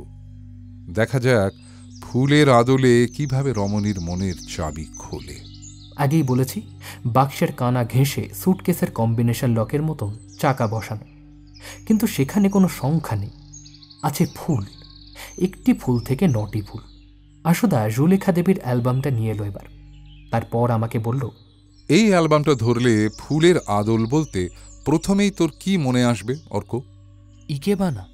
ঠিক তাই। তারপর বাক্সের একদম বাম কোণে বলয়যুক্ত ফুল খোদাই দেখিয়ে বলল, এই চিহ্ন ওডা বংশের, অর্থাৎ সেনগোকু যুগের সম্রাট ওডা নোবুনাগার। ধরে নেওয়া যাক এই চিহ্ন জাপানে সেনগোকু যুগের সূর্যোদয়ের প্রতীক। তারপর ডান দিকে বলয়হীন ফুলের চিহ্ন। এই চিহ্ন আকেজি বংশের, অর্থাৎ যে মিৎসুহিদে ষড়যন্ত্র করে নোবুনাগাকে হত্যা করেছিল। এই চিহ্ন ওডা বংশের পতনের কারণ, অর্থাৎ সেনগোকু যুগের সূর্যাস্ত। এরপর বাক্সের উপর আশুদা জুলেখা দেবীর ইকেবানা খাতাটা মেলে ধরল। তারপর বলল, এই খাতায় যে ফুলগুলো রয়েছে তার মূলত দুটি রং, বেগুনি আর লাল। দিনুদার কাছ থেকে জানতে পারলাম বেগুনি রং মুরাসাকি ফুলের রং, আর লাল রং বিষাক্ত হিগানবানা ফুল। অবশ্যই এর আরেকটি ব্যাখ্যাও আছে। বেগুনি হল বর্ণালীর প্রথম রং, আর লাল বর্ণালীর শেষ। সূর্যোদয়ের দেশ জাপান, সেখানকার কারিগরেরা যে তাদের সমস্ত নির্মাণের ভিতরে সূর্যের অনুষঙ্গ রাখবে, এতে আশ্চর্যের কি? এইবার আমরা দেখব কিভাবে ফুলের আদলে রমণীর মনের চাবি রাখা থাকে। বিশ্বরূপবাবু, একটা সাদা কাগজ পাওয়া যাবে? বিশ্বরূপবাবু সাথে সাথেই একটি সাদা কাগজ এনে দিলেন। আশুদা সেখানে অ্যালবামের প্রতিটি পাতার ইকেবানার বেগুনি ফুল আর লাল ফুলের সংখ্যা লিখতে থাকল। সেই লেখা শেষ হলে আশুদা বলল, এই বাক্সটি সুপ্রাচীন হলেও জুলেখা দেবী পরবর্তীকালে জাপানের কোনো দক্ষ কারিগরকে দিয়ে এই লকটি বানান। এই লকটি বানানোর সময় তাঁর মানসিক অবস্থা মুরাসাকি বা সম্রাজ্ঞী তেইশির মনের অবস্থার সঙ্গে মিলে গেছে কোথাও। এই কাগজে আমি পরপর জুলেখা দেবীর 8টি পাতার 8টি ইকেবানার প্রতিটি বেগুনি আর লাল ফুলের সংখ্যা লিখে রেখেছি। এই বাক্সে যে কম্বিনেশন আছে সেখানে 16টি খাপ, তাই বাম দিকে সূর্যোদয় আর ডান দিকে সূর্যাস্ত ধরে নিলে প্রথম পাতার বেগুনি ফুলের সংখ্যা হবে প্রথম নম্বর, তারপর প্রথম পাতার লাল ফুলের সংখ্যা হবে দ্বিতীয় নম্বর। এই পদ্ধতিতেই আমরা শেষ খোপের দিকে ধীরে ধীরে এগিয়ে যাব। আশুদার কাগজ অনুযায়ী কম্বিনেশন নাম্বার হল 836 455 36 473 829119। সংখ্যার ভিতরে যত শেষের পাতার দিকে এগোচ্ছে কম্বিনেশন, ততই যেন লালের আধিক্য বেড়ে চলেছে। জুলেখা দেবীর মৃত্যুর প্রতি আবিষ্টতা যেন এই কম্বিনেশনে ফুটে উঠছিল। প্রতি নাম্বারের ঘাটে চাকতি ঘোরাতেই খোপের ভিতরে সমসংখ্যক ফুলের ছবি ফুটে উঠছিল। শেষ নাম্বারটি ঘোরাতেই ঘটাং শব্দে বক্সে একটা শব্দ হল। আমরা 4 জনে মিলে ভারী কাঠের বাক্সের ঢাকনায় সামান্য ধাক্কা দিতে তা অনায়াসে সরে গেল। বাক্সের ভিতরে দলা পাকানো লাল কাপড় দিয়ে মোড়া একটি পুঁথি, একটা সবুজ মলাট দেওয়া ডায়েরি আর ধাতব চকচকে শানিত সোনালি হাতল সহ একটি সামুরাই তরবারি রাখা। আকিরা তরবারির ধাতব ফলায় লেখা জাপানি অক্ষরের উপরে আঙুল বুলিয়ে উত্তেজিত হয়ে বলে উঠল, আরে নোবুনাগা কাটানা। কাটানা জাপানি ভাষায় তরবারি আমি জানি, অর্থাৎ এই তরবারি আন্তর্জাতিক বাজারে এর দাম কয়েক লক্ষ ডলার। বিশ্বরূপবাবু লাল কাপড়ে মোড়া দলা পাকানো পুঁথি সামান্য সরিয়ে দেখছিলেন। মুরাসাকির গেঞ্জি কাহিনীর আসল পাণ্ডুলিপি। আন্তর্জাতিক বাজারে এর দামও কম নয়। আশুদা তুলে নিল সবুজ ডায়েরিটা, পাতা উল্টে বলল, এটা জুলেখা দেবীর উইল। এখানে তিনি তার স্থাবর অস্থাবর সম্পত্তির ওয়ারিশ কে হবে লিখেছেন। এই কথোপকথনের ভেতরে এক অনভিপ্রেত ঘটনা ঘটে গেল। যেদিকে আকিরা পিঠ করে দাঁড়িয়েছিল সেদিকে একটি কাঠের বড় জানলা ছিল। জানলার গড়াদ নেই। আমি হঠাৎ দেখলাম বিদ্যুতের মতন একটি ছায়ামূর্তি সেই জানলা দিয়ে ঘরে প্রবেশ করল। তার মুখ কাপড়ে ঢাকা। ঢোকামাত্র সে আকিরাকে পেছন থেকে পদাঘাত করে কামারবান থেকে এক হাতে ধারালো লম্বা ছোড়া আর অন্য হাতে একটি পিস্তল বার করে আমাদের দিকে তাক করে বলল, সব শুনলাম দেখলাম, এবার মঞ্চ গোটানোর পালা। ঝটপট জিনিসপত্র আমার কাছে দিয়ে দিন আপনারা, যদি বাঁচতে চান। কথা বলতে বলতে আততায়ীর মুখের কাপড় খসে পড়ল। আমরা সবাই সে আততায়ীকে দেখে চমকে গেলাম। প্রাঞ্জল শিকদার। প্রাঞ্জল অবিচলিতভাবেই বলল, আমি নিহন কাকুমের তরফ থেকে এই সম্পদ আমাদের সংগঠনের হয়ে দখল করছি। এসবের কি দরকার ছিল সুলেমান? প্রাঞ্জল আশুদার কথায় চমকে উঠল। আর ঠিক সেই মুহূর্তে আকিরা বাক্স থেকে নবুনাগা তরবারি তুলে নিয়ে যে হাতে প্রাঞ্জল বন্দুক ধরেছিল সে হাতে আঘাত করল। বন্দুক হাত থেকে খসে পড়তেই প্রাঞ্জল তার হাতে লম্বা ছোড়া 2 হাতে ধরে আকিরাকে আঘাত করতে গেল। কিন্তু আকিরা সেই আঘাত পরম ক্ষিপ্রতায় তার তরবারি দিয়ে প্রতিহত করল। আমি অবাক হয়ে দেখলাম যেন জাপানের 14-15 শতকের সামুরাই যুগ পুনঃসংঘটিত হচ্ছে আমার সামনে। 2 দক্ষ প্রতিপক্ষের এই ডুয়েলে আমরা নীরব দর্শক হয়ে থাকলাম। ধীরে ধীরে আকিরাকে কোণঠাসা করে ফেলছিল প্রাঞ্জল। একসময় আকিরার হাত থেকে তার তরবারিটি পড়ে গেল। প্রাঞ্জল তাকে মারণ আঘাত করতে যাবে, ঠিক সেই সময় আশুদা এক অদ্ভুত কাজ করে বসল। আমি দেখলাম আশুদা প্রায় শূন্যে লাফ দিয়ে ঝাঁপিয়ে পড়ল প্রাঞ্জলের ওপরে। তারপর কয়েকটি মাত্র হাতের সঞ্চালনায় প্রাঞ্জলের ছোড়াটা হাত থেকে ফেলে আশুদা তাকে আজব কায়দায় প্যাঁচে ফেলে নিরস্ত করল। প্রাঞ্জল হাঁপিয়ে গেছে ততক্ষণ। আশুদা আমাদের বলল দড়ি আনতে। প্রাঞ্জলকে পিছ মোড়া করে বেঁধে রাখার পর আশুদা হাতে চাপড় দিয়ে মুচকি হেসে বলল, অনেকদিন পর এরা ঝালিয়ে নিলাম আবার, বুঝলি, জুজুৎসুর প্যাঁচ।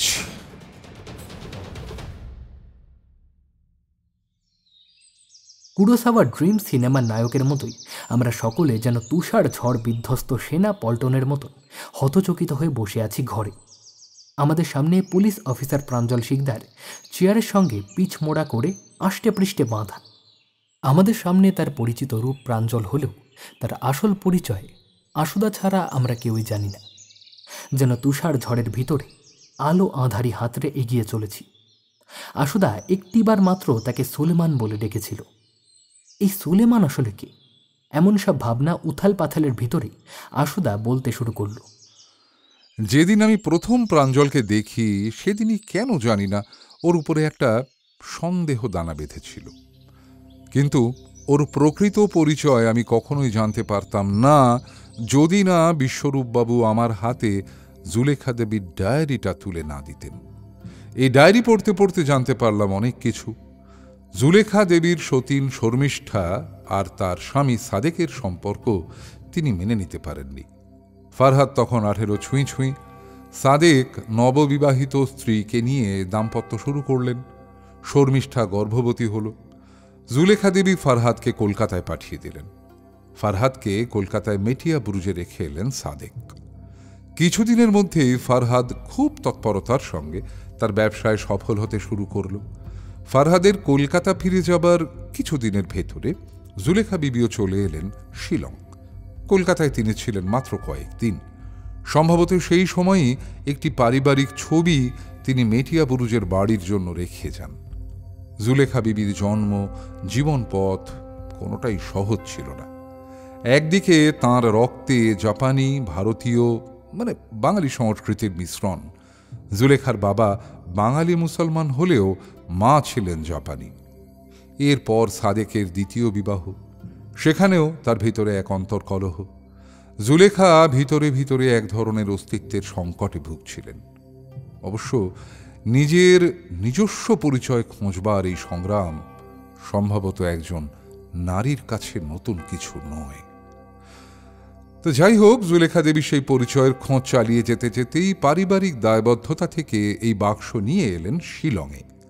ডায়েরিতে তিনি এসব কথা লিখেছেন। আরও এক চাঞ্চল্যকর তথ্য তিনি ডায়েরিতে লেখেন।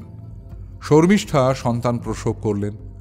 জুলেখা দেবীর ইকেবানা খাতায় পরবর্তীতে জুবিনের নাম লেখা আছে, কিন্তু ডায়েরিতে জুলেখা বিবি লিখেছেন সেদিন জাপানের কিয়োটো হাসপাতালে শর্মিষ্ঠা বেগম একটি নয়, 2টি সন্তান প্রসব করেছিলেন। জন্মের একদিনের মাথায় সে দ্বিতীয় সন্তান হাসপাতাল থেকে হারিয়ে যায়। এদিকে শাদীর পর জানা গেল শর্মিষ্ঠা বিবির মানসিক রোগ আছে। গর্ভাবস্থায় তাঁর ঘন ঘন ফিট হতো, সঙ্গে ভিতরে ভিতরে বাসা বেঁধেছিল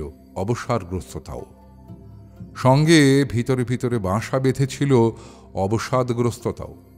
প্রসবের পর তিনি অসুস্থ হয়ে পড়েন। ডায়েরিতে জুলেখা দেবী লিখেছেন, এই আচ্ছন্নতায় শর্মিষ্ঠা জানতেন না তাঁর যমজ সন্তানের কথা। এ কথা জানত শুধুই সাদেক আর জুলেখা। দুষ্কৃতীরা সেই সন্তান চুরি করে নিলে সাদেক আর জুলেখা ঠিক করেন এই গোপন কথা তাঁরা বাইরে প্রকাশ করতে দেবেন না। তার প্রধান কারণ শর্মিষ্ঠা বেগমের মানসিক অবস্থা। এই ঘটনার কথা জানতে পারলে তার উপরে বাড়তি আঘাত পড়বে। এই আশঙ্কায় এই সত্য গোপন রয়ে গেল। যদিও তলে তলে তার পুলিশি তদন্ত বা সেই হারিয়ে যাওয়া শিশুর খোঁজে কোনো কার্পণ্য করবেন না বলে ঠিক করলেন, কিন্তু শত চেষ্টার পরেও শর্মিষ্ঠার সেই দ্বিতীয় সন্তানের হদিশ পাওয়া গেল না। দিন কেটে গেল, সময় নাকি সবকিছু ভুলিয়ে দেয়। সাদিক আলম বহু চেষ্টা করেও যখন শর্মিষ্ঠার দ্বিতীয় সন্তানের খোঁজ পেলেন না, তখন তার প্রথম সন্তানের পরবরিশে মন দিলেন। নাম হলো জুবিন। বছর গড়াতে না গড়াতেই সাদিক মনে মনে বুঝতে পারছিলেন জাপানের ব্যবসায় তার মন আর নেই। জুলেখা বা ফারহাদও তখন ভারতে। সাদিক ঠিক করলেন তিনি ভারতে ফিরে আসবেন, কিন্তু দেশে ফেরার পথেই ঘটে গেল এক মর্মান্তিক দুর্ঘটনা। যে বিমানে সাদিক, তাঁর স্ত্রী শর্মিষ্ঠা, তাদের 1.5 বছরের ছেলে জুবিন আর তহমিনা ছিল, সেই বিমান ভেঙে পড়ল নেপাল আর তিব্বতের সীমান্তে পাহাড়ের উপর। খাতায় কলমে হাতে গোনা কয়েকজনের মাত্র বডি পাওয়া গেল না, বাকি সকলেরই মৃতদেহ উদ্ধার করল নেপাল পুলিশ। কোনো এক অলৌকিক যোগে সে দুর্ঘটনায় তহমিনা আর জুবিন রক্ষা পেল। নেপালের হাসপাতালে চিকিৎসার পর তহমিনা ধীরে ধীরে তার স্মৃতিশক্তি ফিরে পেল। সে ফিরে এলো দেশে, আর জুবিনের পরিচয় জানা গেল না। সে রয়ে গেল অনাথ আশ্রমে। সেখান থেকে এক পুত্রহীন বাঙালি দম্পতি রণজয় শিকদার ও তার স্ত্রী সরোজিনী জুবিনকে দেশে নিয়ে এলেন, আইনগতভাবে দত্তক নিলেন। রণজয় শিকদার ছিলেন একজন IAS অফিসার, তাই নিয়মকানুন তৈরি করতে অসুবিধে হল না। জুবিন শিকদার পরিবারে প্রাঞ্জল হয়ে বড় হয়ে উঠল। বয়সকালে সে পশ্চিমবঙ্গের পুলিশ বাহিনীতে যোগ দিল। আমি তথাগতকে বলে প্রাঞ্জলের ফাইল দেখেছি। মেটিয়া ব্রুজে একটা অপারেশন করাতে গিয়ে তার তহমিনার সঙ্গে দেখা হয়। তহমিনা তার জন্ম চিহ্ন দেখে তাকে চিনতে পেরে অবাক হয়ে যান। একদিন তাকে ডেকে তার জন্মবৃত্তান্ত বলেন। প্রাঞ্জল সেসব কথা বিশ্বাস করে না, কিন্তু কারোকে বলতেও পারে না। অন্যদিকে জাপানে হারিয়ে যাওয়া সেই শিশুটি, তাকে তুলে নিয়ে গিয়েছিল নিহন কাকুমেইয়ের সদস্যরা। ছোট্ট থেকে 10-12টি ভাষায় পারদর্শী হয়ে ওঠে ছেলেটি। তার নাম দেওয়া হয় সুলেমান। কোনোভাবে একদিন কলকাতার একটি অপারেশন চলাকালীন তার সঙ্গে প্রাঞ্জলের দেখা হয়ে যায়। আমার বিশ্বাস প্রাঞ্জলের অজান্তেই সুলেমান তাকে দেখেছিল। দেখা মাত্র সে চমকে উঠল। তার সংগঠন তাকে ফারহাদের সন্ধান দিয়েছিল। তার মিশন ছিল এই ব্যাংকে রক্ষিত সম্পদ কালোবাজারিদের হাতে তুলে দেওয়া। এরপর যা যা ঘটল অনুমানের ভিত্তিতে বলা যায়। ভুল হলে প্রাঞ্জল ওরফে আমাদের এই সুলেমান শুধরে দিক। এর মধ্যে সর্বানন্দকে ফোন করেছিলাম আমি। সর্বানন্দ জানালো, নিহন কাকুমেইয়ের কলকাতা উইং বহুদিন ধরেই ফারহাদের পরিবারের উপর নজর রাখছে। সেই নজর আরও প্রগাঢ় করতে গেলে একটা কভার লাগতো সুলেমানের। এর ভিতর একদিন হঠাৎ সেই সুযোগ সে পেয়ে গেল। কলকাতা খিদিরপুর বন্দরে দুষ্কৃতীদের তাড়া করতে গিয়ে বুলেট ইঞ্জুরিতে গুরুতর আহত হল প্রাঞ্জল শিকদার। একটি বুলেট তার ডান কাঁধে, অন্যটি বুকের বাঁ দিকে লেগেছিল। সুলেমানকে সন্দেহ করার প্রথম দিন আমি তথাগতকে বলে প্রাঞ্জলের ফাইল দেখতে চাই। সেই ফাইলে আইডেন্টিটি মার্ক হিসেবে প্রাঞ্জলের দেহে 2টো বুলেট মার্ক ছিল। দ্বিতীয় দিন প্রাঞ্জলকে যখন দেখলাম, ওর জামা সামান্য নেমে এসেছিল। আমি ওর ডান কাঁধে কোনো চিহ্ন দেখতে পেলাম না। সন্দেহ গাঢ় হল। সম্ভবত হাসপাতাল থেকে ছাড়া পাবার দিনই প্রাঞ্জলকে হত্যা করে সুলেমান তার জায়গায় কভার নিয়ে ছদ্মবেশ ধারণ করেছিল। এই কথা শোনা মাত্র আকিরা আর বিশ্বরূপ সুলেমানের জামাটা জোর করে সরিয়ে দেখল সেখানে কোনো বুলেট চিহ্ন নেই, বরং সেখানে রয়েছে অজস্র পুরনো তরবারির আঘাতের দাগ। আশুদা বলে চলল, সুলেমান জানত না যাকে সে হত্যা করল সে তার এক মুখাবয়বী শুধু নয়, এক রক্তও বহন করছে। এরপর সুলেমান ফারহাদকে টার্গেট করল। এর ভিতর তহমিনার সঙ্গে ফারহাদের কথা হয়েছে। তহমিনা জুবিনের জীবিত থাকার কথা ফারহাদকে বলেছে। ফারহাদ একদিন চুপি চুপি লালবাজারে গিয়ে প্রাঞ্জলের খোঁজ করে এলো। সুলেমানকে প্রাঞ্জলের বেশে দেখে সে চিনতে পারেনি, পারার কথাও নয়। শর্মিষ্ঠার নিরুদ্দিষ্ট যমজ সন্তানের কথা সে জানত না। যেদিন ফারহাদের খাবারে বিষ মেশানো হয় সেদিন সুলেমান প্রাঞ্জল সেজে প্লেন ড্রেসে রিয়োগোকু রেস্তোরাঁতেই ছিল। আকিরা আমাকে সেদিনকার রেস্তোরাঁতে ফারহাদের সঙ্গে তোলা কয়েকটা সেলফি পাঠায়। তার একটাতে পিছনে আমি প্রাঞ্জলকে দেখে অবাক হয়ে যাই। আজ জুলেখা বিবির ডায়েরি পড়ার পর এখন যেন 2 আর 2 4 হয়ে যাচ্ছে। খোঁজ নিয়েই সুলেমান এসেছিল। আকিরা এসে ফুগু রান্না করছে, তাই বিষক্রিয়া হয়ে আকিরাই সন্দেহের বলি হবে। ফারহাদের কাছে পৌঁছতে তার দেরি হল না। ফারহাদ অবশ্য তা জানত না, আত্মজ ভেবে তাকে কাছে আসতে দিয়েছিল। বিষ ফুগুতে ছিল না, ছিল তার জেড সসে, হিগানবানা গাছের বিষ। ফারহাদ খেয়ে উঠে যাওয়ার সঙ্গে সঙ্গে সেই সসের বাটি সুলেমান সরিয়ে দিল। তাই ফরেন্সিক টিম বিষের হদিশ পেল না। রিসেপশন থেকে রেস্তোরাঁর সিসিটিভি ফুটেজ লোপাট করা সহজ ছিল। এসব সুলেমান ট্রেনিং ক্যাম্পে বহুবার শিখেছে। রাজারহাটের বাড়ির ক্ষেত্রেও তাই। জাপানে সুলেমানদের সামুরাই ট্রেনিং দেওয়া হতো। ক্ষিপ্রতা আর বুদ্ধিমত্তার অভাব তার ছিল না। তাই তাহমিনাকে খুন করার সময় 10 ফুট উচ্চতা থেকে ঝাঁপ দিতে তার কোনো সমস্যা হয়নি। আর যে অস্ত্র দিয়ে এই কাজটা করেছিল সেটা সে আজ সঙ্গে করেই এনেছে। কি সুলেমান। সুলেমান এতক্ষণ মাথা নিচু করে সবটুকু শুনছিল। আশুদা তার নাম ধরে ডাকতেই সে মাথা তুলল, তারপর আবার মাথা নিচু করল। আশুদা বলে চলল, আমি জানতাম প্রাঞ্জল ওরফে সুলেমান আমাদের ধাওয়া করে আসবেই। তথাগতকে জিজ্ঞেস করতে সে বলল প্রাঞ্জলই নাকি জোর করে এই অ্যাসাইনমেন্টটা নেয়। তাতেই আরো সতর্ক হয়ে গেলাম আমি। তথাগতকে জানানো হয়েছে কয়েক মিনিটের ভিতরেই সে এখানে পৌঁছে যাবে। তার আগে সুলেমান, তোমার যদি কিছু বলার থাকে বলতে পারো।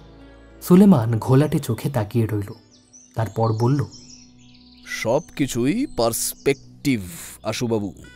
আপনারা যদি জানতেন জাপান সরকার আমাদের কিভাবে কষ্ট দিয়েছে দিনের পর দিন, তাহলে এমন বলতেন না।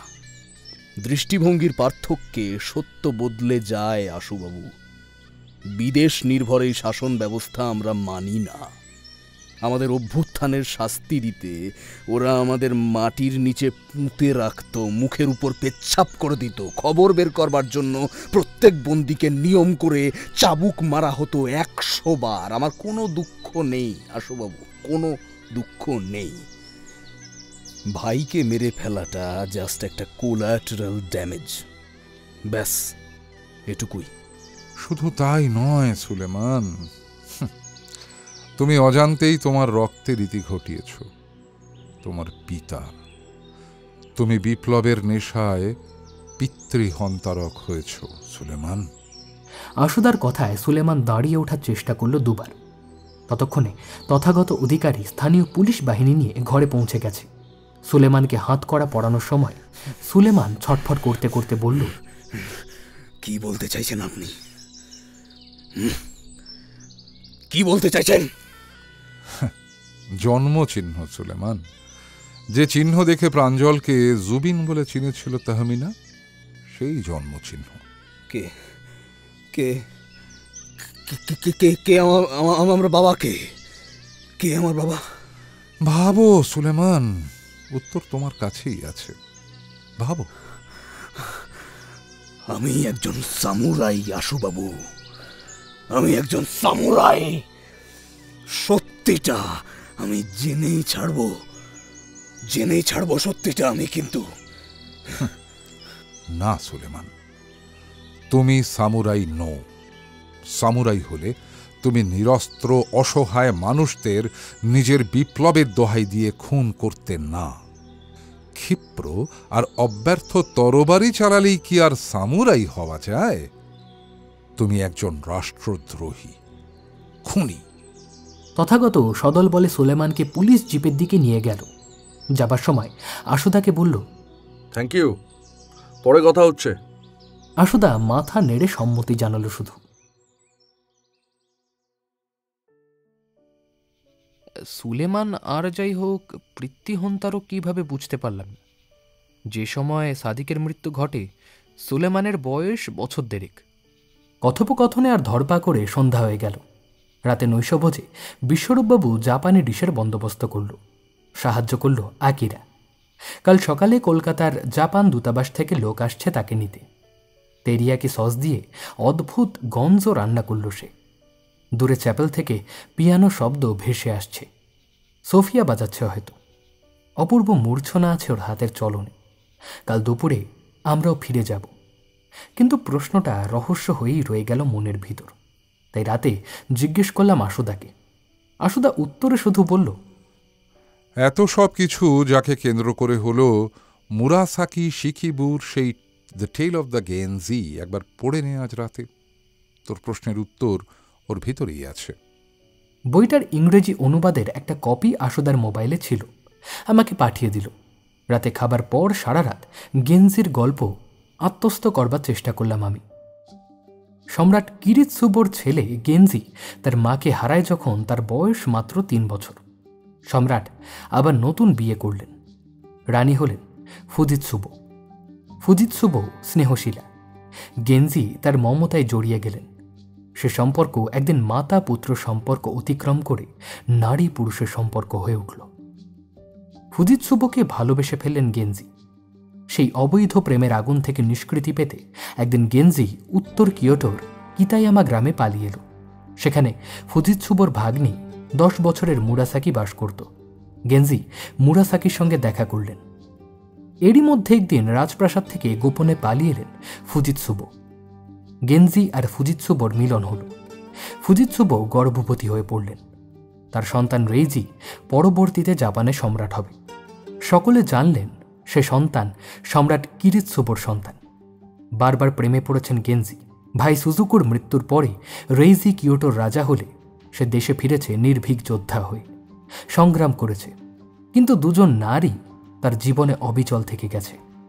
একজন তার প্রেমিকা সৎমা ফুজিতসুবো, অন্যজন মুরাসাকি। কাহিনী শেষে মুরাসাকির সন্ন্যাসিনী হয়ে যাওয়া অনেকটা ট্র্যাজিক মহাকাব্যের রোদনের মতো। তার স্বেচ্ছা নির্বাসন যেন মুরাসাকির নিজস্ব জীবন কাহিনী। বারবার কাহিনীর ভিতর ফিরে এসেছে সাম্রাজ্ঞী ফুজিতসুবোর গোপন অন্বেষণ। প্রাচীন জাপানি উপকথা ইসে মোনোগাটিরির ইসে সাগরে মাঝির মতন নির্বাসিত গেনজির খোঁজ করেছেন তিনি। আবার কখনো গেনজি জ্যোৎস্নাদীপ্ত রাতে তার সঙ্গে এক টুকরো মুহূর্ত ভিক্ষা করেছেন নিয়তির কাছে। কাহিনীর শেষ দিকে উরাসাকির মৃত্যু ও কামাগোকুরে অধ্যায়ে গেনজির মেঘের ভিতরে মিলিয়ে যাওয়া কাহিনীকে স্তব্ধ করে না। কাহিনীটি শেষ হয়েও যেন শেষ হল না। মুরাসাকি যেন আরও লিখতে চেয়েছিলেন, লিখতে পারলেন না। প্রায় এক নিঃশ্বাসে এই কাহিনী পড়তে পড়তে ভাবছিলাম, সোফোক্লেসের পর নিজের মায়ের সঙ্গে এমন গর্হিতকর প্রেমের কথা এর আগে কখনো কেউ লিখতে পেরেছেন কি? প্রাচীন আউদি পাউসের তুলনায় মুরাসাকির গেনজি অনেক বেশি আধুনিক, সাহসী, অস্থির। তার মেঘে মিলিয়ে যাওয়া আর মুরাসাকির মৃত্যু যেন আত্মজৈবনিক। এক নারী লিখতে পারেন এমন আখ্যান। এই আখ্যান কোনো পুরুষের পক্ষে লেখা অসম্ভব। যখন পড়া শেষ হলো আশেপাশে তখন ঘোর অন্ধকার। ঘড়িতে রাত 2:30। বাইরে বিকট স্বরে ঝিঁঝি পোকা ডেকে চলেছে। ঘরের ভিতরে দম বন্ধ হয়ে আসছিল। রাতে আশুদা ঘরে আসেনি। কোথায় আছে কে জানে। আমি আলো নিভিয়ে ঘর থেকে বেরিয়ে এলাম করিডোরে। সেখানে দেখি এক ছায়ামূর্তি বারান্দার রেলিংয়ে ভর দিয়ে চ্যাপেলের দিকে তাকিয়ে দাঁড়িয়ে রয়েছে। দূর থেকে সহজেই বুঝলাম আমার মতন আশুদাও সারা রাত জেগে রয়েছে। কাছে যেতেই আশুদা বলল, পড়লি? হ্যাঁ, পড়লাম। কেমন লাগলো? অদ্ভুত, সাংঘাতিক গতি, চাঞ্চল্য আর মারাত্মক পরিণতি। ঠিক। ভেবে দেখ, অতগুলো বছর আগে এমন এক অবৈধতার কথা মুরাসাকি লিখেছেন, অথচ তা মানুষ গ্রহণ করেছে। এবার বল দেখি, আমাদের এই কাহিনীতে গেনজি কে? আমি ভাবছিলাম সে কথা। এই কাহিনীর চরিত্রগুলোর সঙ্গে ঠিক যতটা সময় যাপন করলে তাদের ভিতরটা পরিস্ফুট হতে পারে, ততটুকু সময় আমরা পেলাম কই। সব যেন কত দ্রুত শেষ হয়ে গেল। তবু অনুমান করে বললাম, আমাদের কাহিনীর নায়ক তো ফারহাদ। ঠিক তাই। আর সেই কারণেই লেডি ফুজিতসুবো হচ্ছেন শর্মিষ্ঠা দেবী। তাঁর সঙ্গে ফারহাদের বয়সের পার্থক্য মাত্রই কয়েক বছর। প্রথমে এই পার্থক্য সম্পর্কের বাঁধনে অন্তরায় হয়ে থাকলেও পরবর্তীকালে তা মুছে যায়। অনুমান করা যায় জুলেখা দেবীর ডায়েরি পড়লে। ফারহাদকে নিয়ে জুলেখা দেবীর বিষণ্ণতার একটি কারণ এই সম্পর্ক। ফারহাদও হয়তো নিজেকে এই নিষিদ্ধতা থেকে সরিয়ে নিতে চেয়েছিল। গেনজির মতোই নির্বাসন দিতে চেয়েছিল নিজেকে। চলে এসেছিল কলকাতায়। কিন্তু শর্মিষ্ঠা ফারহাদকে প্রত্যাখ্যান করেননি। তার সন্তান সাদেকের নয়। সাদেক এই কাহিনীর সম্রাট কিরিতসুরোর মতো। শর্মিষ্ঠার যমজ সন্তান তার অজান্তেই ফারহাদেরও রসজাত, জুবিন আর সুলেমান। তাই ফারহাদকে হত্যা করে সুলেমান তার আপন পিতাকেই হত্যা করেছে। সে পিতৃহন্তারক। বুঝলি? বুঝলাম। আচ্ছা, এই মানসিক দ্বন্দ্বের জন্যই কি শর্মিষ্ঠা দেবীর মানসিক সমস্যা? অসম্ভব নয়। এই নিষিদ্ধ আকর্ষণ হয়তো শর্মিষ্ঠাকে প্রতিটি মুহূর্তে এক ধরনের অপরাধ বোধের সম্মুখীন করেছিল। সেই কারণেই বারবার সে সংজ্ঞা হারাচ্ছিল। প্রসবের পর সে যখন অচৈতন্য, সুলেমানকে উগ্রপন্থীরা চুরি করে নিল। শর্মিষ্ঠাকে সে খবর জানালো না সাদিক আর জুলেখা। হয়তো তাকে শুধুই বলা হলো তার যমজ সন্তানের একটি মৃত প্রসব হয়েছে। আশ্চর্যের বিষয়ে এই কাহিনীর প্রতিটি অন্তর্দৃশ্য জুলেখা জানতেন, কিন্তু তিনি সেগুলো তাঁর মনের ভিতরেই গোপন রেখেছিলেন। এই কাহিনীর গেন জি ফারহাদ হলে জুলেখা নিঃসন্দেহে মুরাসাকি। আর ফারহাদ, সে কি জানতো না এ কথা? হয়তো পরবর্তীতে জানতে পেরেছিল জন্মচিহ্ন দেখে, তাই সেই স্নেহেই অজানা প্রাঞ্জল শিকদার বেশি সুলেমানকে ডেকে নিয়েছিল কাছে।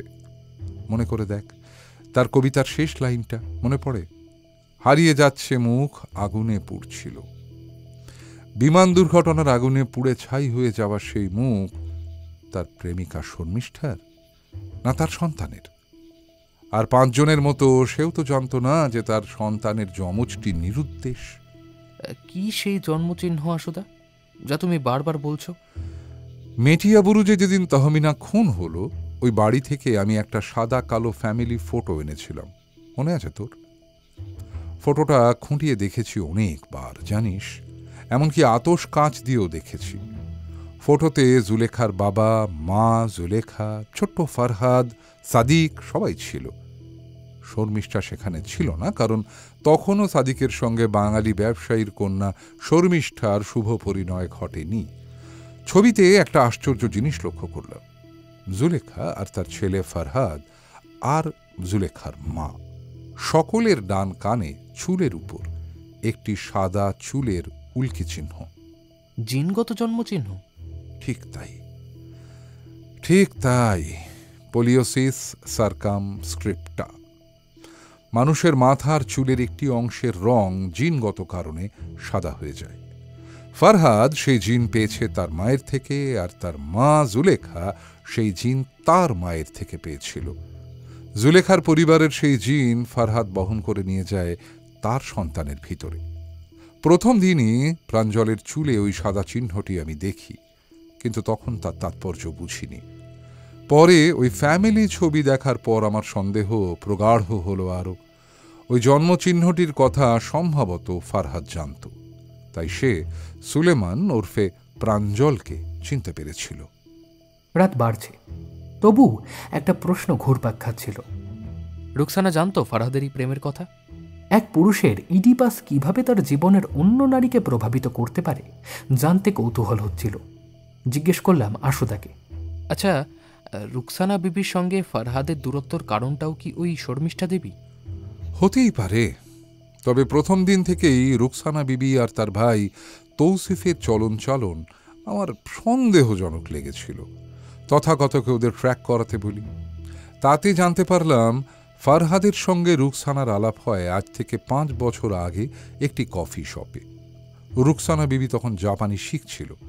রুকসানার বায়োডেটাতে সে যে যে ভাষা জানে বলে দাবি করেছে তার মধ্যে জাপানিও আছে, অর্থাৎ রুকসানা জাপানি পড়তে ও লিখতে জানে। তাহলে প্রশ্ন, তাকে পাঠানো বেনামি ইমেলগুলো সে পড়তে পারল না কেন? বল দেখি। হয়তো সে পড়েছিল, পড়ে বুঝেছিল ওই ইকেবানা অ্যালবামে এমন কিছু আছে যা আন্তর্জাতিক বাজারে মহামূল্যবান, অথচ সে আর তৌসিফ সেটা কি বের করতে পারছিল না। তাই তড়িঘড়ি আমাদের মানে তোমাকে প্রয়োজন হলো। একদম ঠিক। আমার মনে হয় ফারহাদ আর রুকসানার সম্পর্কটা অনেকটা সাধু কাকড়া আর সামুদ্রিক অ্যানিমনের মতো, সিম্বায়োসিস। রুকসানা বিবির বাবা সরকারের সেলস ডিপার্টমেন্টের বড় অফিসার। ফারহাদ সেই যোগাযোগ কাজে লাগাতো তার রেস্তোরাঁর লাইসেন্স আর নানান জরুরি কাগজপত্র বের করার জন্য, আর রুকসানা বিবি ফারহাদকে কাজে লাগাতো তার অর্থের জন্য। সিম্বায়োসিস। অ্যানিমন কাঁকড়ার জন্য খাবার সংগ্রহ করে আনে, আর কাঁকড়া অ্যানিমনকে চলতে সাহায্য করে। তাহলে বাজারে অত কোটি টাকার দেনা ফারহাদের নয় বলছো? তথাগতকে রেস্তোরাঁর ব্যালেন্স শিট দেখতে বলেছিলাম। সেখান থেকে জানতে পারলাম তৌসিফ আর তার বিবি আফরিনের নিজস্ব বিউটি স্যালন আছে। তাতে খুব চলছে তা নয়, কিন্তু তাকে চলমান রেখেছিল ফারহাদের রেস্তোরাঁ থেকে উঠে আসা মুনাফা। তৌসিফের সেই স্যালনের 50% শেয়ার রুকসানা বিবির, আর সেই শেয়ারে কোথাও ফারহাদের নাম নেই। বুঝলাম। তাহলে আর কি, রহস্য তো শেষ? কে বলে? সামান্য রহস্য তো এখনো বাকি পড়ে আছে। কি সেটা? কাল জানতে পারবি। ক্রমশ প্রকাশ্য।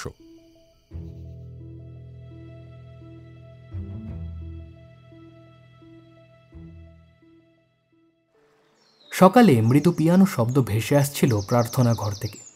ওই ঘরকে কি বলি, চ্যাপেল নাকি মনেস্ট্রি? দূরে উমিয়াম নদীর কুলকুল শব্দ। কুরোসাওয়া ঠিকই বলেছিলেন, প্রকৃতির সামনে মানুষ খুবই তুচ্ছ। চারিপাশে মুক্ত সবুজ, মিশনের দেওয়ালের পাশে উমিয়াম হ্রদ। মন সরতে চাইছিল না। বেলা 10টা নাগাদ একটি সাদা ইনোভা এসে থামল আমাদের ঘরের সামনে। আকিরাকে নিতে ভারতের জাপান দূতাবাস থেকে প্রতিনিধি এসেছে। নবুনাগা তরবারি, জোলেখা বিবির কাঠের বাক্স আর মুরাসাকির পাণ্ডুলিপি তারা সন্তর্পণে গাড়িতে তুললেন। বিশ্বরূপবাবুও ঘটনাস্থলেই দাঁড়িয়ে সব তদারকি করছিলেন। আকিরা ফাদার বিশ্বরূপের হাতেই একটি 10,000 ইয়েনের চেক তুলে দিল, মিশনের প্রতি জাপান পরিবারের শ্রদ্ধার্ঘ। তারপর সে আমাদের দিকে এসে বলল, আরিগাতো গোজাইমাসু। আশুদা মাথা নিচু করে বলল, দাও ইতাশিমাশিতে। আমি বুঝলাম আশুদা আর আকিরা পরস্পরকে ধন্যবাদ জানাচ্ছে ও সৌজন্য প্রকাশ করছে। তারপর আকিরা একটি ছোট্ট পেনড্রাইভ আশুদার হাতে তুলে দিল। ভাঙা ভাঙা বাংলা ইংরেজিতে যা বলল তার অর্থ খানিকটা এই মতো: আপনারা আকিরা কুরোসাওয়ার ভক্ত আমি জানি। এই পেনড্রাইভ জাপান থেকে আমার বন্ধুরা আপনাদের জন্য পাঠিয়েছে। এতে কুরোসাওয়ার 10টি সিনেমার ভিডিও আছে, যা এখন আর কোথাও পাওয়া যায় না। জাপান সরকার চিরকাল আপনাদের কাছে কৃতজ্ঞ থাকবে। কোনোদিন আপনারা জাপানে এলে অবশ্যই জানাবেন, আমরা সেই অপেক্ষায় থাকব। এরপর আকিরা গাড়িতে উঠে বসে হাত নাড়িয়ে বিদায় জানাতে জানাতে চলে গেল। আকিরা ঘরে যেতেই আমাদের গাড়িটাও ঢুকে পড়ল গেট দিয়ে। গাড়িতে পুলিশ অফিসার তথাগত অধিকারীও আছে। সেও আমাদের সঙ্গেই ফিরে আসবে কলকাতায়। বিশ্বরূপবাবুর হাতে জুলেখা বিবির ডায়েরিটা তুলে দিয়ে আশুদা বলল, এইটা এবার আপনার কাছেই থাক, আমার আর এর প্রয়োজন নেই, অনেক ধন্যবাদ। মৃদু পিয়ানো শব্দ হাওয়ায় ভেসে আমাদের স্পর্শ করে যাচ্ছিল যেন বারবার। আশুদা যেন আপন মনেই বলল, ভারী সুন্দর পিয়ানো বাজায় মেয়েটি। সোফিয়া নাম, তাই না? হ্যাঁ। কয়েকটা ছোট কথা বলে নেওয়া যাক, চলুন ওই দিকটা থেকে একটু হেঁটে আসি। আমরা শেষবারের মতন পিয়ানো যেখান থেকে বেজে উঠছে সেই প্রার্থনা ঘরের দিকে এগিয়ে গেলাম। আশুদা বলল, আশা করি জুলেখা দেবীর ওই ডায়েরিটি আর কেউ উল্টে দেখবে না, তাই এইবার আপনি যে পাতাগুলো কেটে নিজের কাছে রেখে দিয়েছেন সেগুলো ডায়েরিতে ফিরিয়ে দিতে পারেন। তাছাড়া আপনার জায়গায় যে কেউ এমনটাই করত। আপনি ঠিকই করেছেন। মানে যে কথা আপনি আমাদের থেকে গুপ্ত রেখে দিতে চেয়েছিলেন সে কথা এই কেসের সঙ্গে সম্পর্কিত না হওয়ায় আপনি ঠিক কাজই করেছেন। তবে সেই সত্য আর আমার কাছে গোপন নেই। কোন সত্য? আপনি জুলেখা বিবির সঙ্গে কলকাতায় দেখা করেছিলেন। মেটিয়া ব্রুজে ওনাদের বাড়িতে আপনার নিয়মিত যাতায়াত ছিল।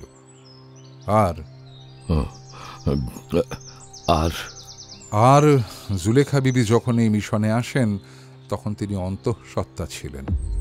এই মিশনেই তিনি তার সন্তান প্রসব করেন। খুব ভুল না করলে জুলেখা বিবির সেই সন্তানের আশ্চর্য সৃষ্টিশীল প্রতিভার আভাই আমরা পিয়ানোর সুরের মাধ্যমে শুনছি। ঠিক তো? বিশ্বরূপ মাথা নিচু করে বললেন, ঠিক। সোফিয়া জুলেখা বিবির সন্তান, কিন্তু এই কথা এখানে কেউ জানে না। আমি সেই পাতাগুলো গোপনীয়তা রক্ষা করতে সরিয়ে দিয়েছিলাম। শুধু গোপনীয়তা রক্ষা করতে নয় বিশ্বরূপ বাবু, ভুললে হবে না আপনি এই মিশনের ফাদার। আপনার ভেতরে এক পিতৃসত্তা রয়েছে। আপনি ভয় পেয়েছিলেন যে সোফিয়ার আসল জন্ম পরিচয় জেনে গেলে আমরা তাকে নিয়ে যেতে পারি সঙ্গে করে, আর আপনি তা হতে দিতে চাননি, তাই তো? জুলেখা চেয়েছিল তার মেয়ে যেন আর কখনো কলকাতা ফিরে না যায়, তাই। কিন্তু আশুবাবু, আপনি এ কথা জানলেন কি করে? ইকেবানা নকশা বিশ্বরূপ বাবু, যে ইকেবানা এঁকে জুলেখা বিবি আমাদের এত বড় রহস্যে আলোর পথ দেখালেন সেই ইকেবানা দিয়েই আপন খেয়ালে তিনি তাঁর মনের ছবি এঁকেছেন ডায়েরির পাতায়। আমার এক জাপান বিশেষজ্ঞ দাদার টেলিফোনিক গাইডেন্স আর কয়েকটা লিপি বইয়ের দৌলাতে একটু একটু জাপানি পড়তে পারছি আজকাল। এই দেখুন। বিশ্বরূপবাবুর কাছ থেকে ডায়েরিটা নিয়ে আশুদা তার শেষ পাতায় একটা ছবি দেখালো, গাছের ডালপালায় ফুল সাজানো ইকেবানার ঢঙে। আশুদা সেই ডালপালা ধরে ধরে বোঝালো, এই ছবির ডাল, শাখা প্রশাখা জাপানি হিরাগানা লিপি ধরে নিলে জুলেখা দেবী লিখেছেন ওয়াকাশি ওকাসান ইমা। এর অর্থ আমি এখন মা। আর সোফিয়াকে চিনলেন কি করে? সে সূত্র আপনাকে ধরিয়ে দেবে আমার অনুজ অর্ক। সোফিয়ার মাথায় জন্মচিহ্ন আছে, পোলিওসিস সার্কাম স্ক্রিপ্টা। কিরে অর্ক, তাই তো? আমি শুধুই মাথা নাড়াই।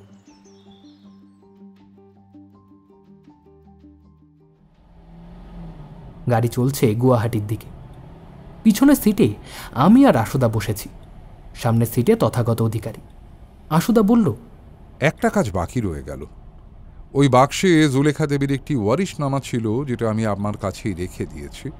তথাগত তোমাকে একজন উকিলকে দিয়ে ওটা রুকসানা বিবি আর তৌসিফকে শুনিয়ে দিতে হবে।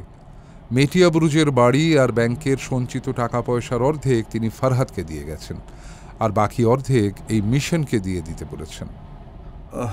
একটা খারাপ খবর আছে স্যার। কি সেটা? সুলেমান গতকাল রাতে পেটে ছুরি ঢুকিয়ে আত্মহত্যা করেছে। সেলের ভিতর কিভাবে ওরকম একটা ছুরি ও জোগাড় করলো কি জানি, বাঁচানো গেল না। ছেলেটা জন্ম থেকেই কিছু পায়নি। যাকে অন্তত জীবনের শেষ মুহূর্তে সামুরাইয়ের সম্মানটুকু পেল। সেপুক্কুর মাধ্যমে সম্মানজনক পবিত্র আত্মহনন। ওর আত্মা শান্তি পাক।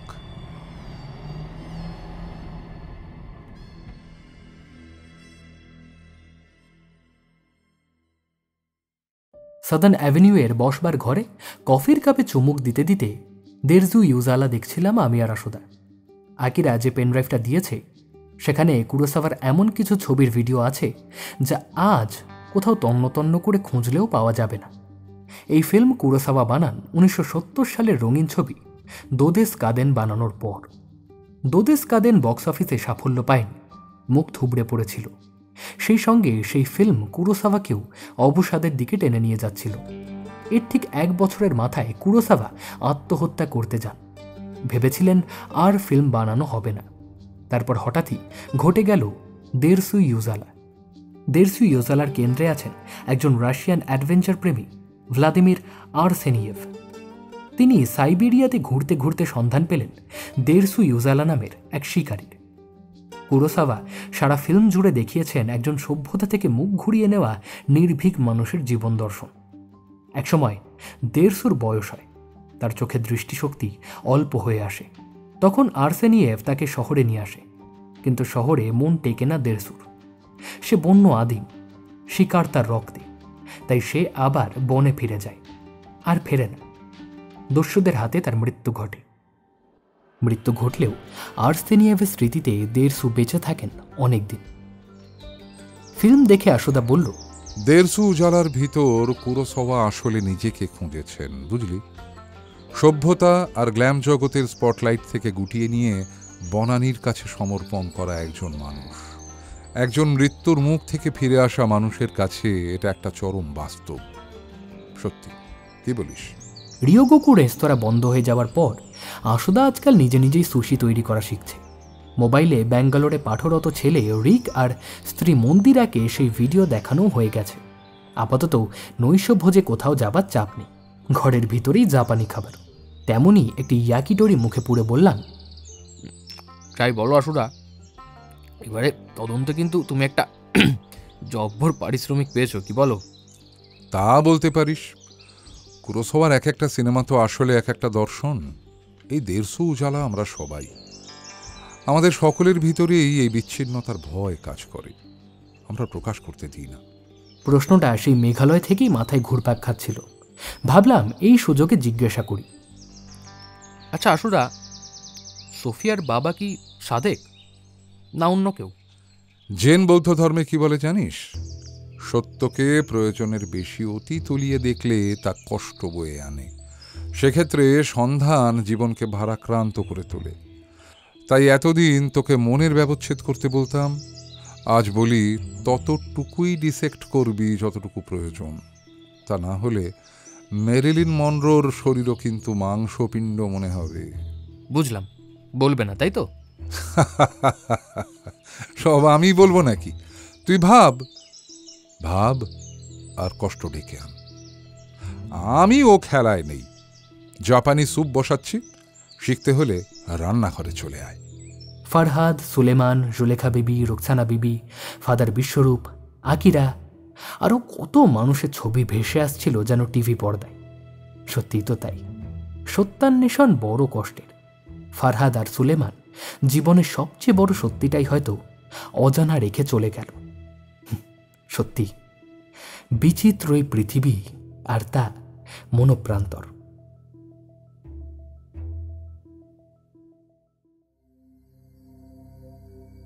কেমন লাগলো আজকের গল্প জানাতে ভুলবেন না আপনাদের মূল্যবান কমেন্টসের মাধ্যমে। আর যদি খুব ভালো লেগে থাকে গল্পটিতে লাইক এবং চ্যানেলটি অবশ্যই সাবস্ক্রাইব করে যাবেন। বেল আইকনটি অবশ্যই প্রেস করে দেবেন, তাতে আমরা যখনই নতুন কোনো ভিডিও আপলোড করব আপনাদের কাছে নোটিফিকেশন পৌঁছে যাবে।